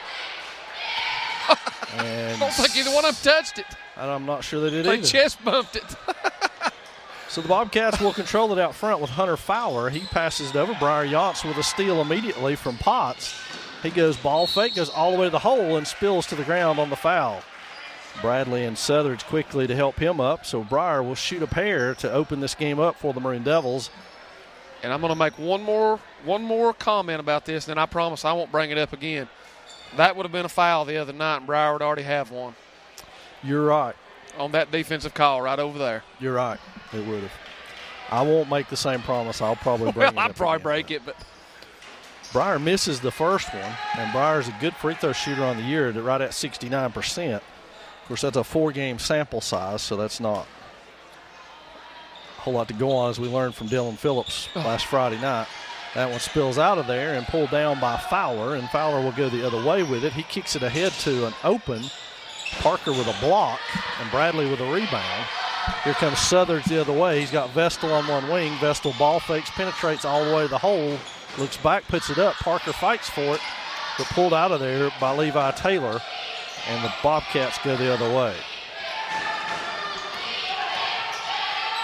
Working his way in is Fowler. He hands off to Potts, over to McCall, and the guards weave back and forth out there around it. Southers goes for the steal, misses it, but Parker comes away with it. Now he goes to the other side, and he is fouled on the play by Levi Taylor. 2 shots coming Gage Southard's way. So good active hands being rewarded here early on for these Maroon Devils, and I think like the Lady Devils, they'll find that sort of their forte if allowed to do that. absolutely. Get a lot of hands on a lot of basketballs. Very active basketball team. Southard's first one is good, and the Maroon Devils are on the board first. Gage had a breakout third quarter the other night. He had a Really big carried quarter. us in the third quarter. He sure did. He's a young man along with Bradley Vestal who are capable of erupting for big nights, and I think we'll see that as the year goes on because they're both outstanding shooters. And this, of course, something that the Maroon Devils have not been able to do all year, full court press, because of foul trouble. Foul trouble, yes. Zeke on the ball, working off the double. Man, that's a good trap. So they pass it over. Vestal steps in, and he will get whistled with a foul. Hard to argue with that one for Bradley, as he got involved with both Blue Ridge players over there between them and busted up that pick and pass, if you will. That's all the way in for McCall. He kicks it back out, and that's Hunter Collins. He finds Potts. Deep three on its way for Potts is off. Bradley with a rebound. He'll turn and go the other way. Vestal on one side. Ball fakes, finger rolls. It's off. So Fowler comes down with a rebound and goes the other way for the Bobcats, and he finds Levi Taylor. He spins through, is stopped, and that one laid in by Hunter Collins. Blue Ridge comes out and presses also. So Yance beats that, finds Vestal over on the wing. Vestal tracks the ball down, ball fakes, has it blocked in there by Collins. Vestal brings it through. It's blocked again by Collins. Goodness. And so coming the other way is Fowler. He ball fakes, goes all the way around, and that one's blocked by Southard's. Parker with the rebound, and here come the Maroon Devils. What a block party. Absolutely. And this thing's insane. They're letting them play. No fouls called on any of that. Yance in the corner. He's going to cue it up. It's on its way. Good rotation, but off. And Fowler with a rebound comes the other way. He finds Taylor again out on the wing. They go to Potts in the corner. Bradley bothers the shot. May have got a piece of it. Yance with it. And he comes that way. Kicks it ahead to Bradley. Bradley looks it off, puts it up, and he is fouled by Hunter Collins over there, the 6'4" junior for the Bobcats. So Zeke will go to the line to shoot a pair here. Zeke is 62% from the free throw line on the year.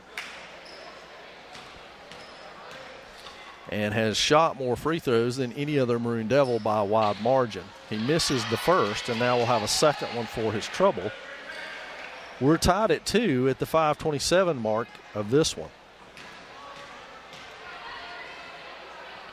Zeke sizes it up, shot on the way, hits all the rim, but goes.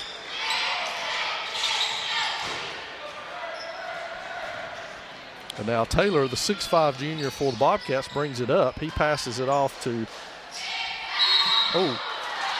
Collins, and that's going to be on Southers. Yes, it is. Gage is first.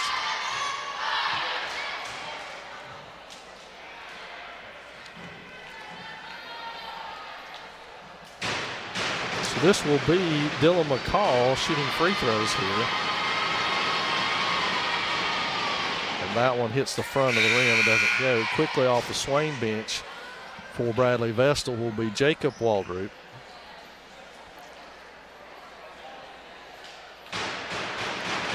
So for the second time, McCall will line up the free throw and shoot it. It's short again. Bradley tips it but can't control it. Levi Taylor comes out of there with it.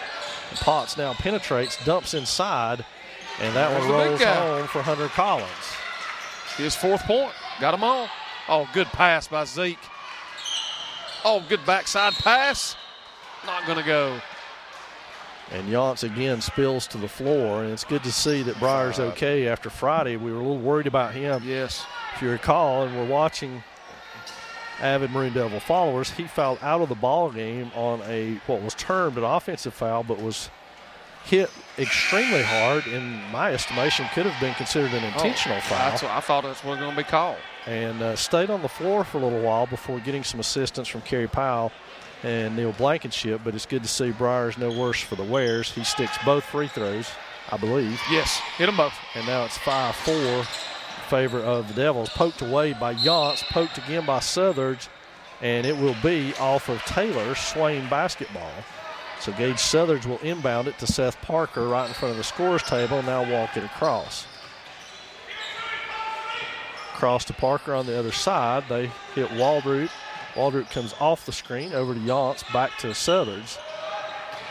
Southers thinks about it, goes back to Yance. They're looking to the low block. And nice pass. Nice pass by Yance, and Parker drops that one home off the Yance pass. So now Potts works it up. He hands it back to Levi Taylor, the tallest player for the Bobcats, and they get it back over to Noah Pressler, who has entered the ball game. That's to Potts in the corner, who works his way around, shoots the one-hander off. Parker with a rebound.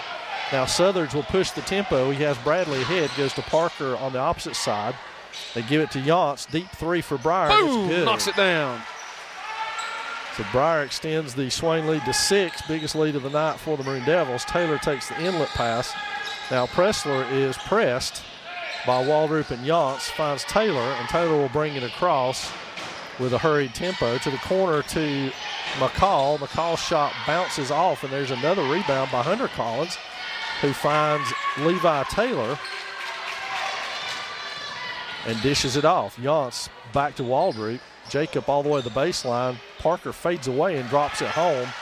Seth now with 4 off the good pass from Jacob Waldrop.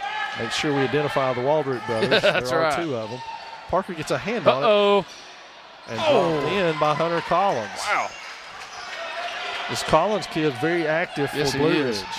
Kicked ahead to Waldrop. He goes back, tries to go back to Southers, but it's knocked out of bounds. Jack Stuckey off the Swain bench is going to give Seth Parker a breather. And again, as we saw in the girls' game, Jeff, it's difficult for Coach McMahon to get into a substitution pattern because he's not been able to establish a normal one. That's exactly right. So Seth Parker gets a breather, though, here at the 3-minute mark. I bet his 5 starters, Coach, hadn't played 10 minutes together all year. No. Nice screen and roll up and under. Nicely done by Zeke. If you'll notice this motion offense from Swain, you're going to see 2 picks. You're always going to see a ball screen and roll, and then another one come immediately after, and that's where we found Zeke that time. Great job, Jack Stuckey, for the poke away. Got a steal and an offensive rebound out of that, and then stuck the ball in the hole. So good job by Jack, fresh into the game. Down low now, he's got to defend the low post. They've worked that play to perfection, but not that time as big Zeke Bradley stands and waits. And that was drained by McCall. And Yance will take the inbounds pass and work it up. Splits the two defenders, races ahead. Waldrop on that side. Nice. Jacob all the way the hole, blocked There's over that big there one by again. Collins. So Collins now, by my count, with 3 blocks, and quickly back into the game will be Hunter Fowler. He's going to get Blake Potts as they switch guards. The Bobcats only with 9 players. That's to Bradley. Nicely done by Gage Southards. 18-11 your score. We're at 2 minutes and counting in this first quarter. Kicked ahead. Waldrop gets a finger on it, steals it, and Southards tried to split the defenders, and it goes out of bounds. Bradley Vestal's going to get him. Tanner Parton quickly in for Briar Yance. So again, Coach Scotty McMahon figuring out what that rotation needs to look like, especially in the back of his mind. Of course, the first priority is to win tonight, but in the back of his mind comes that back-to-back game, and how do I get my starters off the floor so that they can be semi-fresh tomorrow night? Absolutely. The more we can push this lead up, the more he can tinker with that and hopefully get those first 5 some much-needed rest tonight. Yeah. And have them ready to go tomorrow. So Vestal brings it across now. He'll be picked up over there by Noah Pressler. He's inside to Bradley. Bradley's just too strong. Goes and lays it in. So good pass from Vestal and Zeke doing his thing. We're up to 20-11. That one's all the way to the hole by Levi Taylor. Nicely done for a kid who's listed at 6'5". Good ball movement on his part. Now Bradley going to return the favor, finds Stuckey underneath, and Jack Stuckey puts that one in. A timeout, Blue Ridge, right away, and the Maroon Devils on a roll here, 22-13. It'll be a 30-second timeout. We'll stay here and tell you again, if you're just joining us for this one, the Maroon Devils and Lady Devils will travel to Franklin tomorrow, Jeff, and then be off until the Holiday Christmas tournament after Christmas. But our wrestling team have the Devil Duels on Friday here beginning around 9 a.m. All-day action, so if you're a wrestling fan, come out and check that one out. Yeah, still lots of action to be seen this week as far as Maroon Devil athletics go. If you don't have anything to do tomorrow, go over to Franklin. Big, great set of ball games over there tomorrow night. Always a great atmosphere to go be a part of as well. I love that gym. I do too. I always like to play in there. there. And their students flat out get into it, and I love it. That's a great gym to play in, one of the best that's still around from my era even of playing it. I love that gym floor. So the Bobcats, beat the pressure. The foul on is going to be on Jacob Waldrop, and Blue Ridge will inbound the ball underneath their own goal. Bradley guards it. Pressler with it. He'll be double-teamed. He punches it through right to Zeke Bradley. Vestal with it. He goes up and in, misses it. It's his own rebound, and that one is going to be off of Swain. So Blue Ridge will inbound it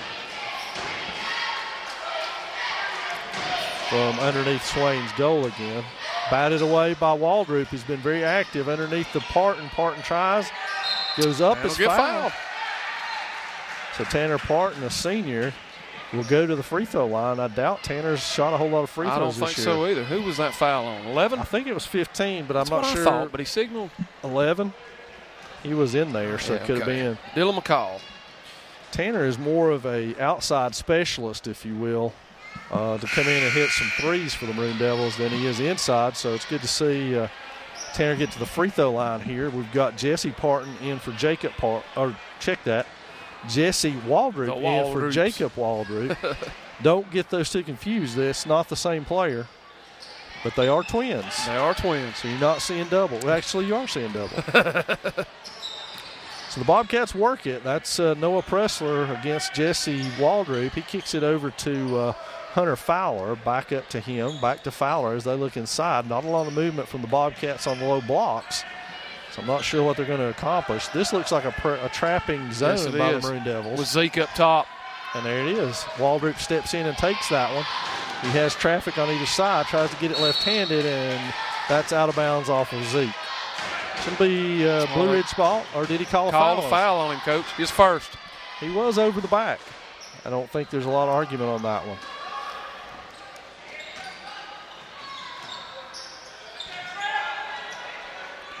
Taylor with it again. He kicks it to McCall. McCall stops, pops on its way, and nails it to Dylan McCall with a couple of quick baskets here. Stuckey inbounds to Vestal, who brings it across. Looks like the Bobcats are going to be in a man-to-man. Stuckey thought about it, faked it, goes all the way to the hole. That's blocked by Taylor, but it'll be out of bounds in favor of the Devils. Bradley will inbound it. And Coach Scotty McMahon is going to take a timeout here with 14.2 left in the first period of play. And again, a different look, and it is the storyline tonight. I don't want people to think we're just beating a dead horse. It really is the storyline of both of these games, the amount of foul calls that have not been made, and it's not an indication of the officials. It's the first time these teams have been allowed to play this way. And I say that only to say that Zeke's played the entire first quarter. The entire first quarter. And it's the first time he's done that all year. Hey, and he has a mark in every single stat column over here. Yeah. Rebounds, assists, blocks, steals, and he's got 7 big points early. And he really is, that important to these Maroon Devils in terms of the all-around play. So it's good for him to be able to play a prolonged stretch because he's going to need to do that as the season moves along, and it's good that he's finally getting that chance. Vestal in the corner looked again and is stolen in there by Pressler. He's going to have to beat Parton and Stuckey, and Waldrop chases him down from behind, throws it ahead to Vestal. Can Bradley catch it? He cannot. Coach Blankenship over there with your dad almost ready to take the charge on that. I don't think either one of them even flinched. No. And that's going to do it for your first period of play. The Maroon Devils on top, 22-15. We'll be back with the second.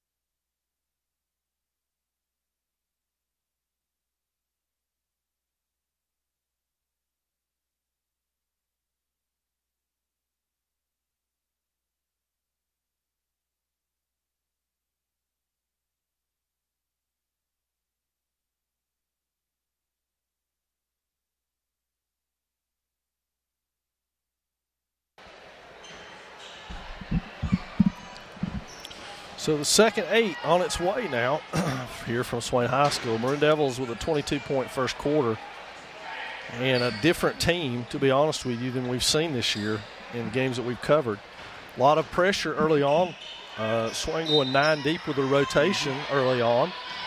Things that we've seen rotation-wise, but out of necessity more so than what they want. Now they've got Bradley posted down low. Good pass inside. He goes up and in with both 6'5" guys and puts it in. He's just so much stronger than those two kids. I mean, you can just see it. And now the Maroon Devils back off into half court. It'll be Yance on Pressler. And he brings Taylor out to set a screen. Yance and Bradley switch. Now Bradley shoots the passing lane, and down going on the baseline was Taylor. It was blocked over there. Gage Southern. By Southern. That's going to stay Blue Ridge ball just into this third period of play. Taylor to inbound it. He finds Collins. Back up top to Pressler, and Pressler will return it down there. Pushes off. Yance goes to the floor. Shot on the way. It's off. Bradley with a rebound. And he looks ahead, finds Yance. Yance, no look what underneath. a look. And Southern's tried to fake the ball and get a foul out of that, but it ends up being kicked out of bounds by Blue Ridge. So 7:03 in your second. The Maroon Devils on top. Bradley tracks that one down anyway. He finds Southern's in the corner, but he walked first. And that was a prime example of Zeke showing his emotion, that he was frustrated with himself over that call. And if you look at it the wrong way, it could look like he's frustrated with the official. That simply wasn't the case. He knew he walked, and he was frustrated. So the Bobcats doing the Bobcat weave here. And they hadn't gained a yard. We got a foul in there. Southerns and Yance. That's going to be on Breyer. And Vestal over on the other wing are just trading those off. They're just staying put and letting them run. With their athleticism, they can afford to do that. Yeah. Pressler with it almost went back court. And that pass almost went out of bounds, did go out of bounds. Bless you. Sorry. It's all right. Oh. So 6:35 in this one, and the only thing that's happened so far is a good bucket in there by Zeke Bradley. And Swain will bring it down again against the man-to-man. Hunter Collins draws the assignment on Bradley. That skip pass skipped off of Bradley's foot and goes right to Collins. And now he tries to find Potts. Nope. Yep, Blake Potts to set that up. He's trapped. Now finds Taylor. There's the cut to underneath to McCall, who lays that in. It's a good job beating the Maroon Devil press that time by the Bobcats. And now Parker goes to the low block and will work against Potts with a sizable advantage. Yance looks inside, finds Parker. Parker got an offensive foul. Did drop his shoulder a little bit to improve his position. Potts did a good job selling that. Only Seth's first. Nobody has more than one foul. Well, knock on wood. As I recall, you said that last Friday. I'm afraid I did. And I told you to be careful with that. You did. I take it back. Yeah. So now the Bobcats work the ball around again, looking at the low block. They try to get it in there. Bradley with a steal. He takes it the other way, pitches to Yance for the go-ahead. And Yance tries to, again, dunk it, but gets it to go. That thing almost popped out of there on Breyer. I'm going to have to work with him on that. So Collins, again, showing prowess dribbling the ball, and then tips it out to McCall. McCall, he's done a nice job. Dylan McCall, 9 points. Junior forward with that. Now Southard's into the front court to Bradley. He finds Yance. Yance looks at a three. Ball fakes. He's got Taylor on him. Vestal's got a three lined up. That's back iron and no good. Pulled out of there by McCall. And now he's looking for somebody to pass it to. Somebody. Anybody. And Southard's blocked that with his foot. In comes Colton Taylor for McCall, who has been their most effective offensive player. Yeah, McCall and the big Collins kid down inside has a couple easy buckets there. A formidable task for sure. That one crossed over by Pressler. He hands it off. They again switch that. Whoa, just a few too many steps. Yance had that cut off, so he had to cut it up. And when he did, he took a few too many steps there. So Southard's into the front court now, whips it over to Bradley. Here comes the screen. Here comes the other one. There's the screen and roll. Bingo. Nicely done right there. Good give and go the old-fashioned way. Bradley with that lay-in. Yance with a good pass.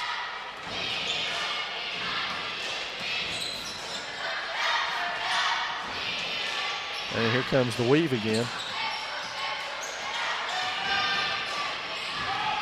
And they just pass off Colton Taylor over there. Yep. He unfortunately dribbles it out of bounds for the Bobcats. It'll be Swain basketball. 28-19 your score. And the Maroon Devils will set their offense again. Kick it over to Vestal on the hard wing as he's looking on the block for Parker. Yance with a deep three. And that's off. Rebounded in there by Pressler. He'll kick it ahead. Yance got a fingertip on that one. But Taylor sets up for a three. Knocks it down. Levi Taylor, the 6'5" forward. He has 7 points on the night. Kicked inside to Bradley. That's high off the glass and well done. And he leaves Hunter Collins shaking his head. Now, speaking of Hunters, Hunter Call up off the Swain bench along with Jack Stuckey. And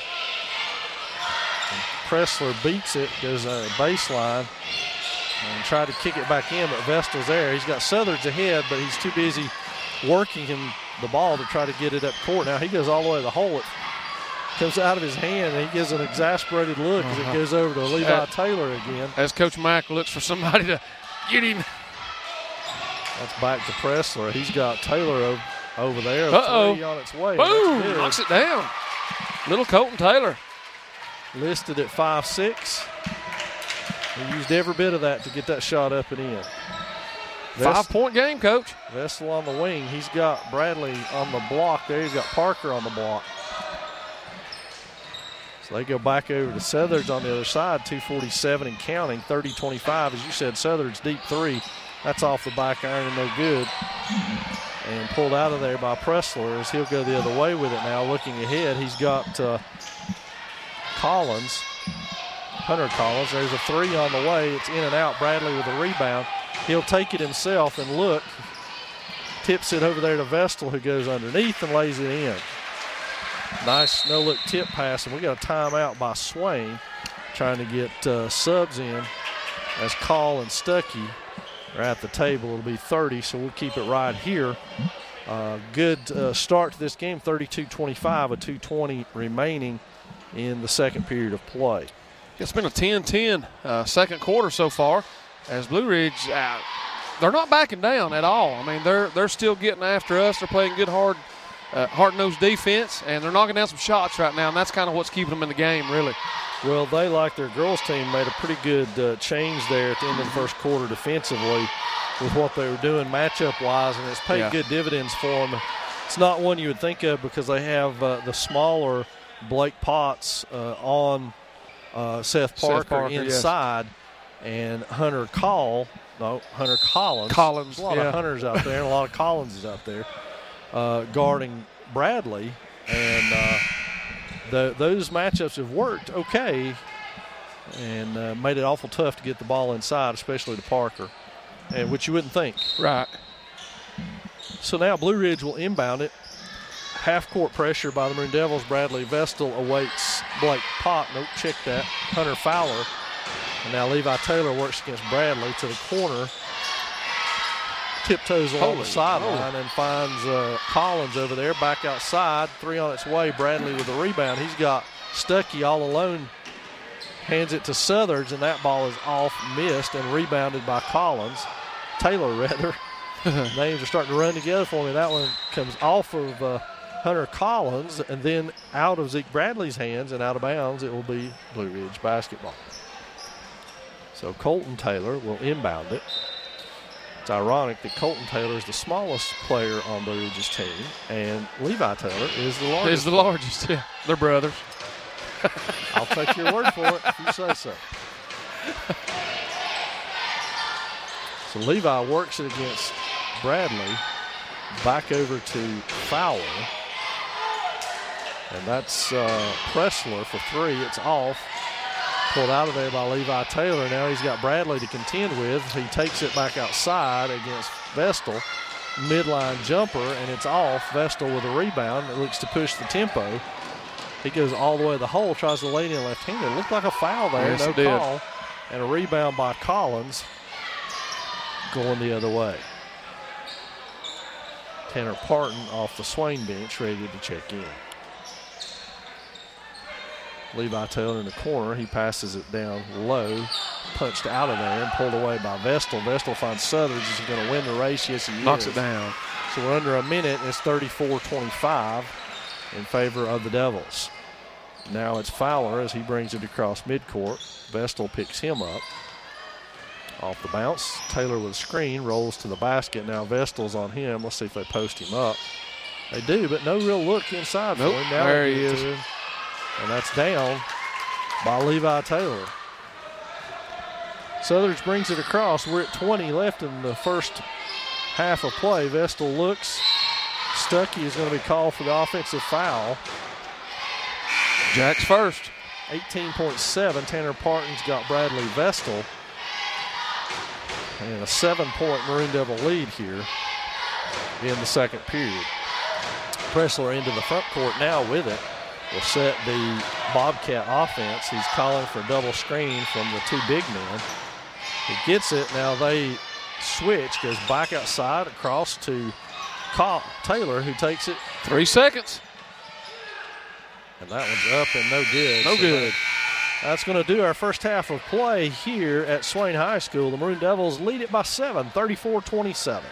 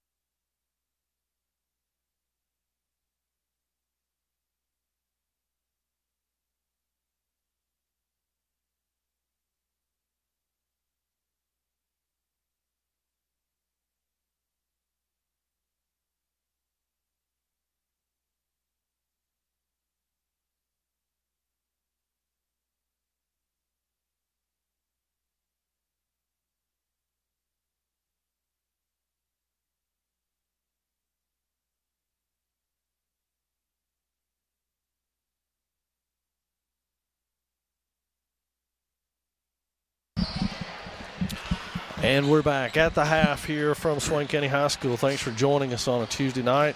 Probably also worth mentioning that these Maroon Devils and Lady Devils are still in the midst of their exams. They finished day 3 today. Day 4 tomorrow. We'll wrap it up exam-wise for the, I guess, call it fall festival. Fall, what would you call it? Fall season? Sure. Fall Semester? Semester, yeah, that's the word I'm looking for. But that will wrap it up for them, and then they'll have makeups should they need them for Thursday morning. And then halfway through the day on Thursday, we'll head to Christmas break. I'm so excited about Christmas break. Long overdue. Everybody needs a little chance just to kind of sit back and relax and recharge your batteries, so to speak. Yep, absolutely. And it's a good time for that. As we said, Swain will take a few days off. Scotty McMahon tells me before the game that he and his wife, Kayla, are headed to L.A. On Thursday to check out the scenery. Never been before, so they're fired up about that. And good for them. A great trip, and hope they have a good restful trip. Yes, absolutely. Enjoy themselves a little bit. They've earned it. So 2 minutes before this half's over. We'll probably end it a little bit early as I see the ever-present Paul Crawley down there on the clock, ready to ring that horn in just about any minute now. Get going. Either way, what do you got stat-wise for us? Well, so far for the Bobcats, it's been basically a 3-man show as they have all but 3 of the Bobcat points. We have Dylan McCall with 9, Levi Taylor with 9, and the big kid inside, Hunter Collins, has 6 points, but he has 3 blocks. Then if you look on the Maroon Devil side, basically 2 guys lead the way right now. Big Zeke Bradley, 13 points, 6 rebounds, 3 assists, 2 steals, and 1 block.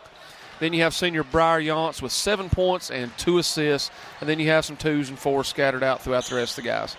Well, it's good distribution scoring-wise, and that's one of those things that for junior Zeke Bradley, folks might as well get used to, is he's going to fill up that stat sheet pretty much every night out. He's a good passer, a willing passer, a great rebounder, has good anticipation and block shots, and long arms out in the passing lane. That's exactly right. And it moves his feet really well. He really does for a kid that's 6'5". He does a good job moving them. So we'll start the second half. It will be Southard's Vestal and Yance to go along with Parker and Bradley inside. And honestly, I think at some point in the season, those 3, that being Yance, Vestal, and Southard's, are pretty interchangeable at the point guard position. Yes, they are. And at the wing position. Yep. All 3 of them excellent shooters. All 3 of them good passers, good ball handlers. So truly the Maroon Devils really don't have a point guard. If you look at it that way, they've got 3 interchangeable parts out there. And Zeke brings it up really as much as some of the rest of them do. He does. He'll lead the break no problem. So a lot of good ball handlers there, which is leading me to my point of I personally prefer Briar in that role. And that's a good pass from Bradley. Again, willing passer. I think Yance's vision is really, really good to pass the ball. Yes, it is. And I think realistically he's probably a better passer than the other 2, while they all shoot it very well. I agree. And the thing about Briar that I noticed, it's a little different from the other 2, is his head's always up. He's not having to look down the dribble or this and that. He's very aware of what's going on around him at all times. Yeah. I think he showed that a lot last year as being a good passer, a good option. One of the team leaders in assists. And his shot has been so good. Right on cue. Thanks, Briar. If you could have just made that would have helped me out a lot. Bradley and Parker pry that one away. Vestal's got 1 man to beat on the left side. He cruises in there, misses it. Southard's almost had it, but that's Collins pulling out of there with it, and he'll go the other way. Now McCall will try to set it up. He throws it right to Yance, who spins his way out, finds Southard's, who's open for a 3. 3 on the way, front iron no good. Pulled out by McCall. And now Levi Taylor will walk it up. Southard's almost with a steal, and Blue Ridge a timeout. A full timeout. But realistically, outside, getting back to the point of having interchangeable parts, one of the big movements in the NBA is no positions really. Yeah. Everybody playing one position. I think this Swain team is extremely close to that, considering how well Zeke handles the ball. Seth would probably be the weakest ball handler, Yeah. but yet again, he's the best post player. But if Coach ever wanted to make a move and put, say, a Jesse Waldrop in for Seth, and all of a sudden you've got 5 parts out there that can do any piece of what he wants done. Anybody can grab a rebound and bring it down, and lead the break. So it's a very versatile group in terms of the ball handling ability. Pretty well-rounded altogether. For their size, Vestal and Southard's rebound fairly well. They're very aggressive in what they do. So it's nice to see the guys having a good time with the referees out there tonight, Absolutely. laughing it up a little bit, and that's the way it should be. Absolutely. So Blue Ridge to inbound. Bradley Vestal applies pretty heavy pressure there to Hunter Fowler. Now Fowler will go behind his back and bring it across, spins out of there, leaves it for Taylor over on the wing, who drives, puts his shoulder down. They're going to get him. Parker is right there. So Levi Taylor, guilty of flying blind, so to speak, just put his head down, charged to the basket, and Seth Parker doing a great job getting his feet set in there. Now Southards will bring it across. Bradley over to Yachts. Here comes your double screens and rolls. Oh, he had him. Was just tipped by Taylor out there at 6'5", able to get a finger on it. A great give and go. Again, Breyer's vision is just tremendous. It's a good two-man game to play with he and Zeke. Yeah, it is. They're going to win more of those battles, and they're going to lose. So an errant pass there leaves it for the Bobcats, and they charge ahead with it. Taylor with it on this wing. Now dribbles in to the corner. Ball fake back out to Taylor. He crosses over, and now here comes Fowler back out to Pressler. Pressler goes against Yachts. And now Collins doesn't feel comfortable, kicks it back out, and the Bobcats are just doing the Bobcat weave now. And that will be Fowler up top. He puts his head down, drops it for Collins, and it's pulled out of there by Yachts, who makes a beautiful pass to Vestal for a lay-in. And Maroon Devils off to a 4-0 start here in the quarter. That's McCall. He's bumped off his spot, swapped away, and here's Yachts. And he lays it in. And it's 6-0. And Swain trying to ratchet up the pressure. Collins brings it out of there and beats the press by himself. Kicks it back to Fowler. He goes between the legs and goes inside. It will stay Blue Ridge basketball. Parker will get a break at the 5:05 mark. Jack Stuckey, who gave very solid minutes early on in that second quarter, will return to the action. For Blue Ridge, it will be Blake Potts, who's had a little bit of foul trouble or has taken a seat in favor of Pressler for a good portion of this game. Yeah, he didn't have any fouls. So it's a performance issue rather than that, as he's been out for a while. So that one's inside and over top of Bradley. Good move right there. He looks for the long outlet, and Southern has got it at midcourt. The Maroon Devils are setting their offense. Bradley with his head down goes to the hole and is fouled. So Zeke back to the line. That foul on Fowler. His second. And so Bradley back to the line to shoot a pair here at the 4:41 mark. 40-29 your score. Bradley's first is good. Zeke 2 of 3 so far. It's an area that Zeke has improved a great deal on is his free throw shooting this year. Not that he was a terrible free throw shooter, but it's good soft shot, good rotation.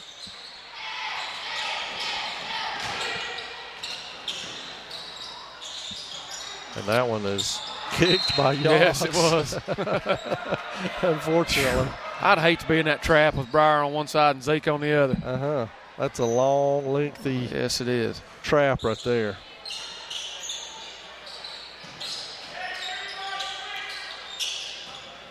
And so Fowler tries to dribble his way out of it. Now the dribble is dead. He gets it to Pressler, who breaks the press, goes all the way to the hole and goes around Stuckey for the basket.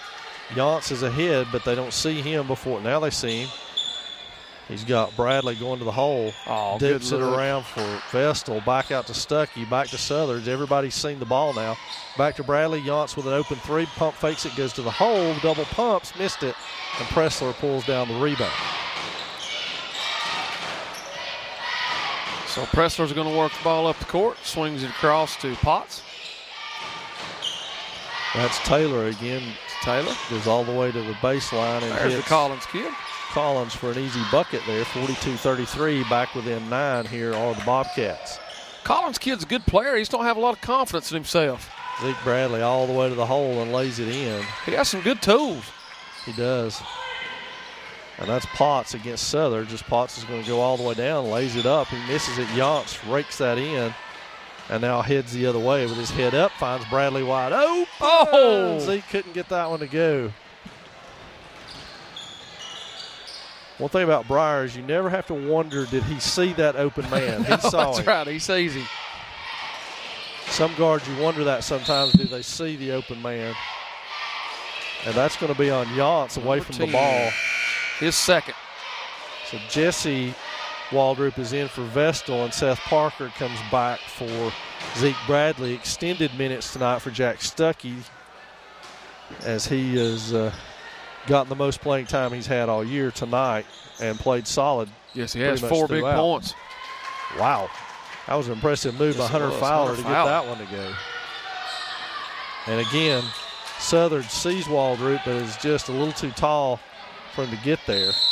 And we've got a timeout by the Maroon Devils as this has crept back into single digits again. So Scotty McMahon takes a full. And we'll stay right here with it as the cheerleaders set to do their thing. We were talking in one of the breaks there. We wish they'd turn around and do it this way so you guys could see how good they are. Yes. But you'll have to track them from the backside. They do a phenomenal job. They do. It's very impressive how much effort and energy they put into it. Yes, it is. I wish we had a bigger student section, a bigger crowd to go with them most of the time, because when the crowds are here, they do a good job getting everybody up and going. Absolutely. We've got to get that going again. Yeah, it would be nice. I mean, we have good basketball teams. Regardless of that, man, kids should come out and support their teams and show a little school spirit and go crazy a little bit and make this just a hostile environment like we saw several times last year. That was a lot of fun. It was, and it's actually a great way to give yourself memories of your high school days. I still have fonder memories of my freshman year of being in the student section at the old gym, your gym, and it was full. Still have memories of those days. It was a lot of fun. So now the Bobcats looking to break the pressure, and they do. That's going to be Potts as he dumps it off. Back outside, Potts has got it. Shot on the way. It's off. Stuckey tries to get it and can't. Whew. And that was close. Please get that little fella out of the way there. The ball almost hit him in the head. So I'm not sure what they're talking about. I was too busy having flash bad dreams of that kid getting hit. Swain basketball, 44-35. The Marine Devils have been sitting on 44 for a little while. Need a bucket here. Stuckey with the ball over to Waldrop on the wing. It's one of those games you feel like we're up 20 or 25 points. You look up and it's only 9. Southers to the hole, kicks it back out to Stuckey. Stuckey ball fake, hands it back off to Southern, sets a screen, skip pass to Yance. Yance is going to take that one off the front iron, and it'll be corralled over there by Collins. He struggles to get it out, but does finally. And now it'll come this way, all the way across court to Taylor. Taylor between the legs over to McCall. He penetrates out to Fowler. Fowler goes in and finds that guy, Hunter Collins, who spins his way to another bucket. 10 points for Collins. And here comes a new 5. Obviously, Coach Mack not pleased with this 5. Finger roll by Parker goes and keeps it at 9. We're at 1:45 and counting in this, the third quarter of play here from Swain High School. Taylor in the corner looks to the block for Collins, but has nothing. Stuckey and Parker with the defense on that end.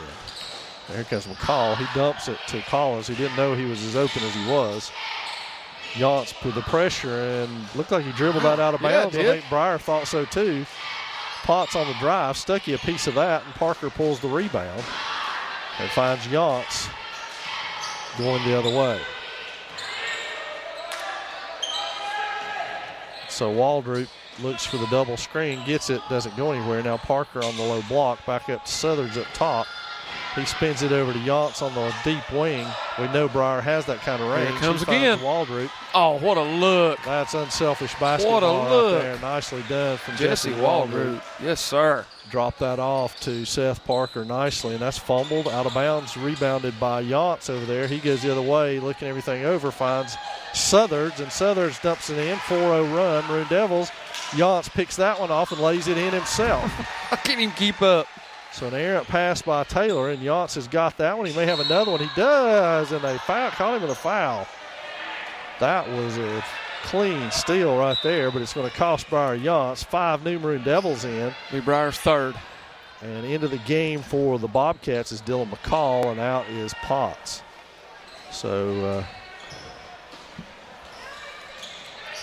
Bobcats heading that way. They've got a 3-on-1 on Tanner Parton, and Vestal picks it off to help. Then Waldrop is back to try to help, and they find Collins underneath. He lays it in.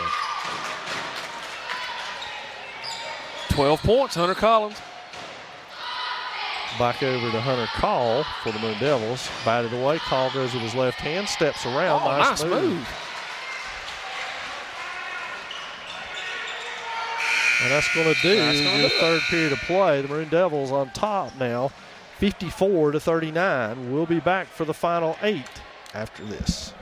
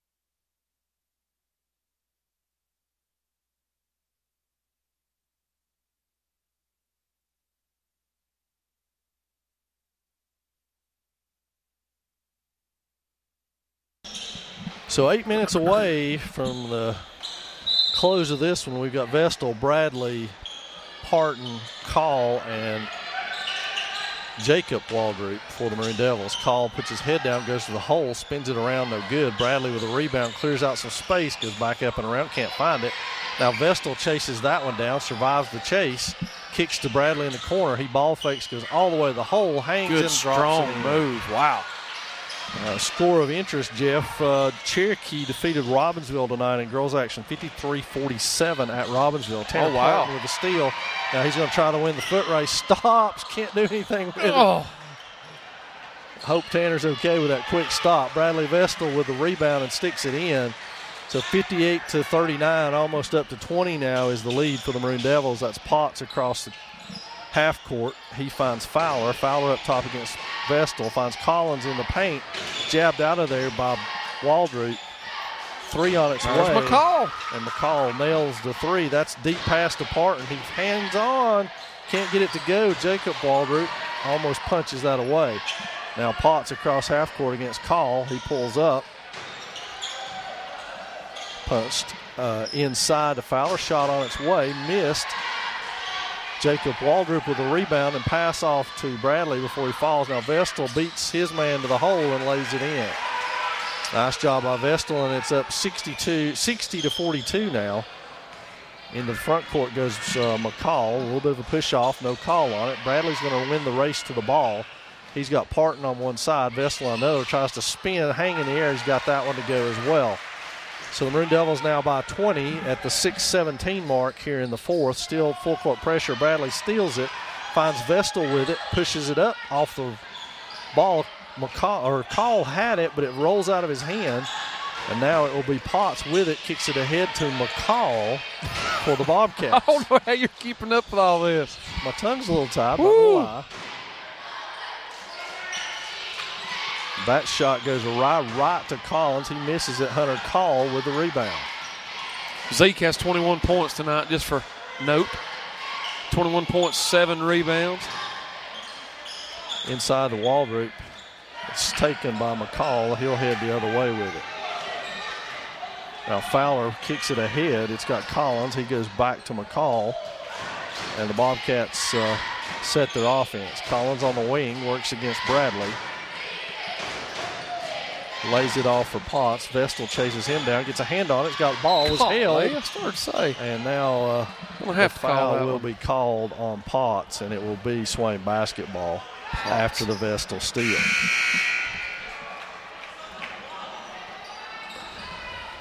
That's only the 7th foul on Blue Ridge tonight. And 4, 5, 6, 7, 8 on Swain. It's heresy, I'm telling you. It's heresy. The Maroon Devils work the ball on the perimeter. Vestal open three. And boom, knocks it down. Bradley, big fourth quarter. And Levi Taylor is fouled by Hunter Call as Hunter tried to get in there to get a steal but could not. So Taylor will inbound it from over on the Swain side. Many of the Swain patrons have left now. Fowler charges ahead. Parton takes him. He's pushed off 3 or 4 different people. And finally he gets Jacob Waldrop, and that will be a foul on Fowler.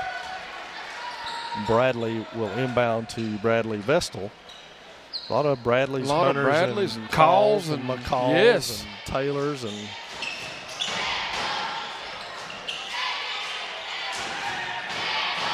so the Maroon Devils work it up top. Hunter Call on the wing works against McCall. Turns the corner, finds Zeke Bradley to Bradley Vestal.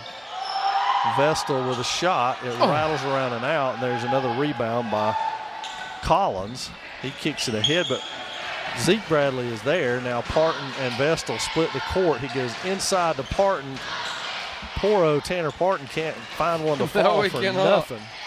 Maybe he should back up and try a three because he's not had any luck with the ball in the paint. He's going to get another shot at it. He goes in hard, has that one blocked. Good Lord. I just hope he's okay. He took a hard spill over there, and he does not look to be getting up. So he has a bad shoulder anyway coming into this thing. Of course, they pick him up by his arm, so I guess he's all right.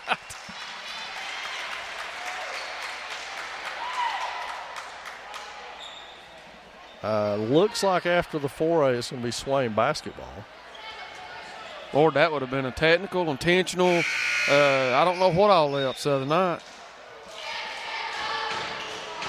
So Fowler leaves, as does Levi Taylor. We have fresh troops in for the Bobcats. Philip Arnst, as if my night wasn't complicated enough. Zeke's going to come out here and go right back to the block. There he goes. Chomp. He passes it off to Waldrop and then gets the rebound back, has it batted away. And Eric Harper, who's fresh into the ballgame, passes it off to Colton Taylor, who goes all the way around to the other side, passes it off to Philip Arnst. Hey, looky there. And Arnst knocks it down. Vestal into the front court now, over to Waldrop. He leaves it for Hunter Call on the wing. Hunter tries to go baseline, and he is called for stepping out of bounds. 5 fresh Maroon Devils off the bench at the 3:34 mark. Yance, Southard, Stuckey, and Parker, along with Jesse Waldrop. So the Bobcats inbound it. 65-45 your score. And that's going to be Arnst over there with it. He gives it to Pressler, who beats the pressure. Ball fakes up and under. Parker can't get there. And Waldrop's got it, rather. He passes it off to Southardge, who brings it into the front court now, looks to the other side, gives it to Jesse Waldrop. He penetrates, Euro steps by, misses that shot. Harper with a rebound. And now Pressler will bring it up. Yance will get him. That's a head all the way inside to Harper, back to the other side to Pressler. He thought about it, but Yance come around from behind all of a sudden, and he thought better.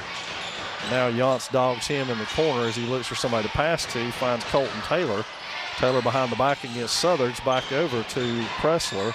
He goes all the way across court to Arnst. Arnst inside to Collins. Collins works on Parker. Arnst with a three on the way, and he misses it. Yance with a rebound. Thought about it, thought better of it, and now we'll walk it up. I guess I should say, I was pulling for little fella there off the bench, yeah. Joe. There's Southard's all the way drive to the basket, hanging out of bounds, misses the shot. Rebound in there by Collins. He tries to get it out, and Yance ties him up. And it will be... should be Blue Ridge ball. It is. I've learned to look at the little light down there. Hey, handy tip. So what you're saying is you're trusting Paul to have that right. He's 99% so far tonight. He missed one. So that will turn over to the Maroon Devil basketball and be thrown in from the U in County on the baseline. There's Briar Yance. He misses a shot. Waldrop keeps it alive. Yance retrieves it, 3 on its way from Briar. It's off, but Southard's with a rebound. Now Southard's takes it back out, resets the offense, looks inside. Parker's got it. Jesse Waldrop, 3 on the way. It's off. Rebounded up there. And foul on Parker. Seth second. And that's going to be timeout Maroon Devils as McMahon has wants to reset things here at the 1:59 mark. So we're ticking under 2 minutes, 65-45, still 20-point lead for these Maroon Devils.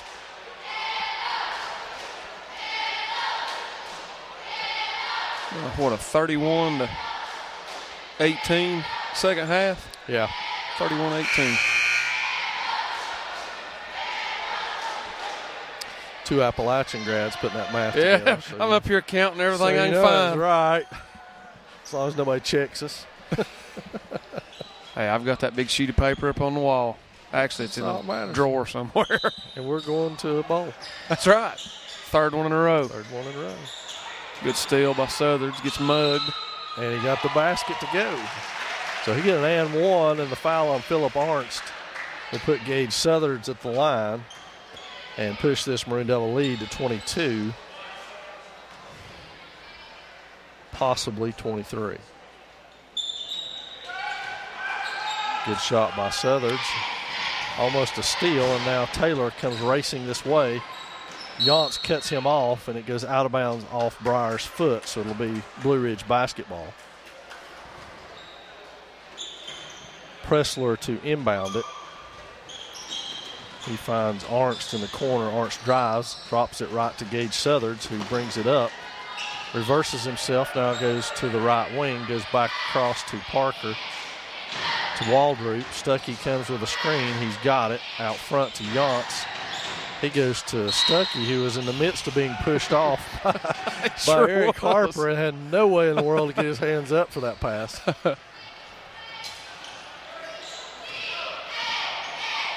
So Pressler corrals that pass that was intended for someone in the 5th row. And that's out of bounds off of Pressler. It'll be Swain basketball. 1:19 and counting for this one to be over with, and unless something dramatic really happens here, the Maroon Devils are going to improve to 3-3 on the year. If it does, I'm done. I mean, you both. I would have seen enough this year to do me in because it's been a crazy year so far. Waldrop off to Yance. Yance down low to Parker, who turns and puts it up. It's off of Yance and Waldrop, and it'll be out of bounds, Blue Ridge basketball.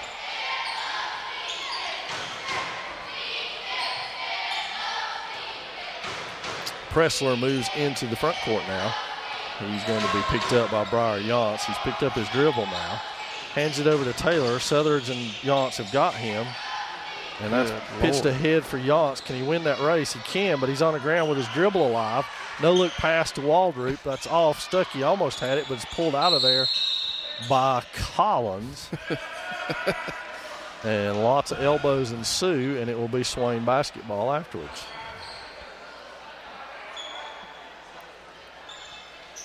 So 40 seconds now. 40 seconds. And that's Waldrop wide open for the lay-in. Jesse Waldrop is on the board, and the Maroon Devils are at 70. Pressler across half court. What do we got?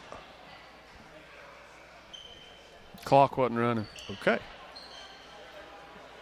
What was you saying a minute ago about my trust? Yeah. Nah. Blue Ridge basketball. That's the Bobcats inbound. Jack Stuckey on the defensive end. Seth Parker and Collins doing battle underneath again. That's up top. Jesse Walbert closes. Yance narrowly misses that one. They go cross court to Collins, who lays that in. And Noah Pressler with a good pass there. And a steal by Taylor Parker with a block. And Southern's a little rough with the extracurriculars there. Will be Blue Ridge ball off the Parker block out of bounds. 18 seconds and counting. 3 on the way from Taylor. That rims in and out. Yance with a rebound. Southers is open on the other end. And he is called for palming the ball. With 6.3 remaining, 70-47 is your score. Barring something wild happening, that's bound to be your final. Taylor swiftly by. That's it. Doesn't go. So that'll do it. 70-47 final here from Swain. The Maroon Devils improve to 3-3 on the season and will travel to Franklin tomorrow and then take the holiday break. And we'll be back with you in the new year for more Maroon Devil basketball. Thanks for joining us tonight.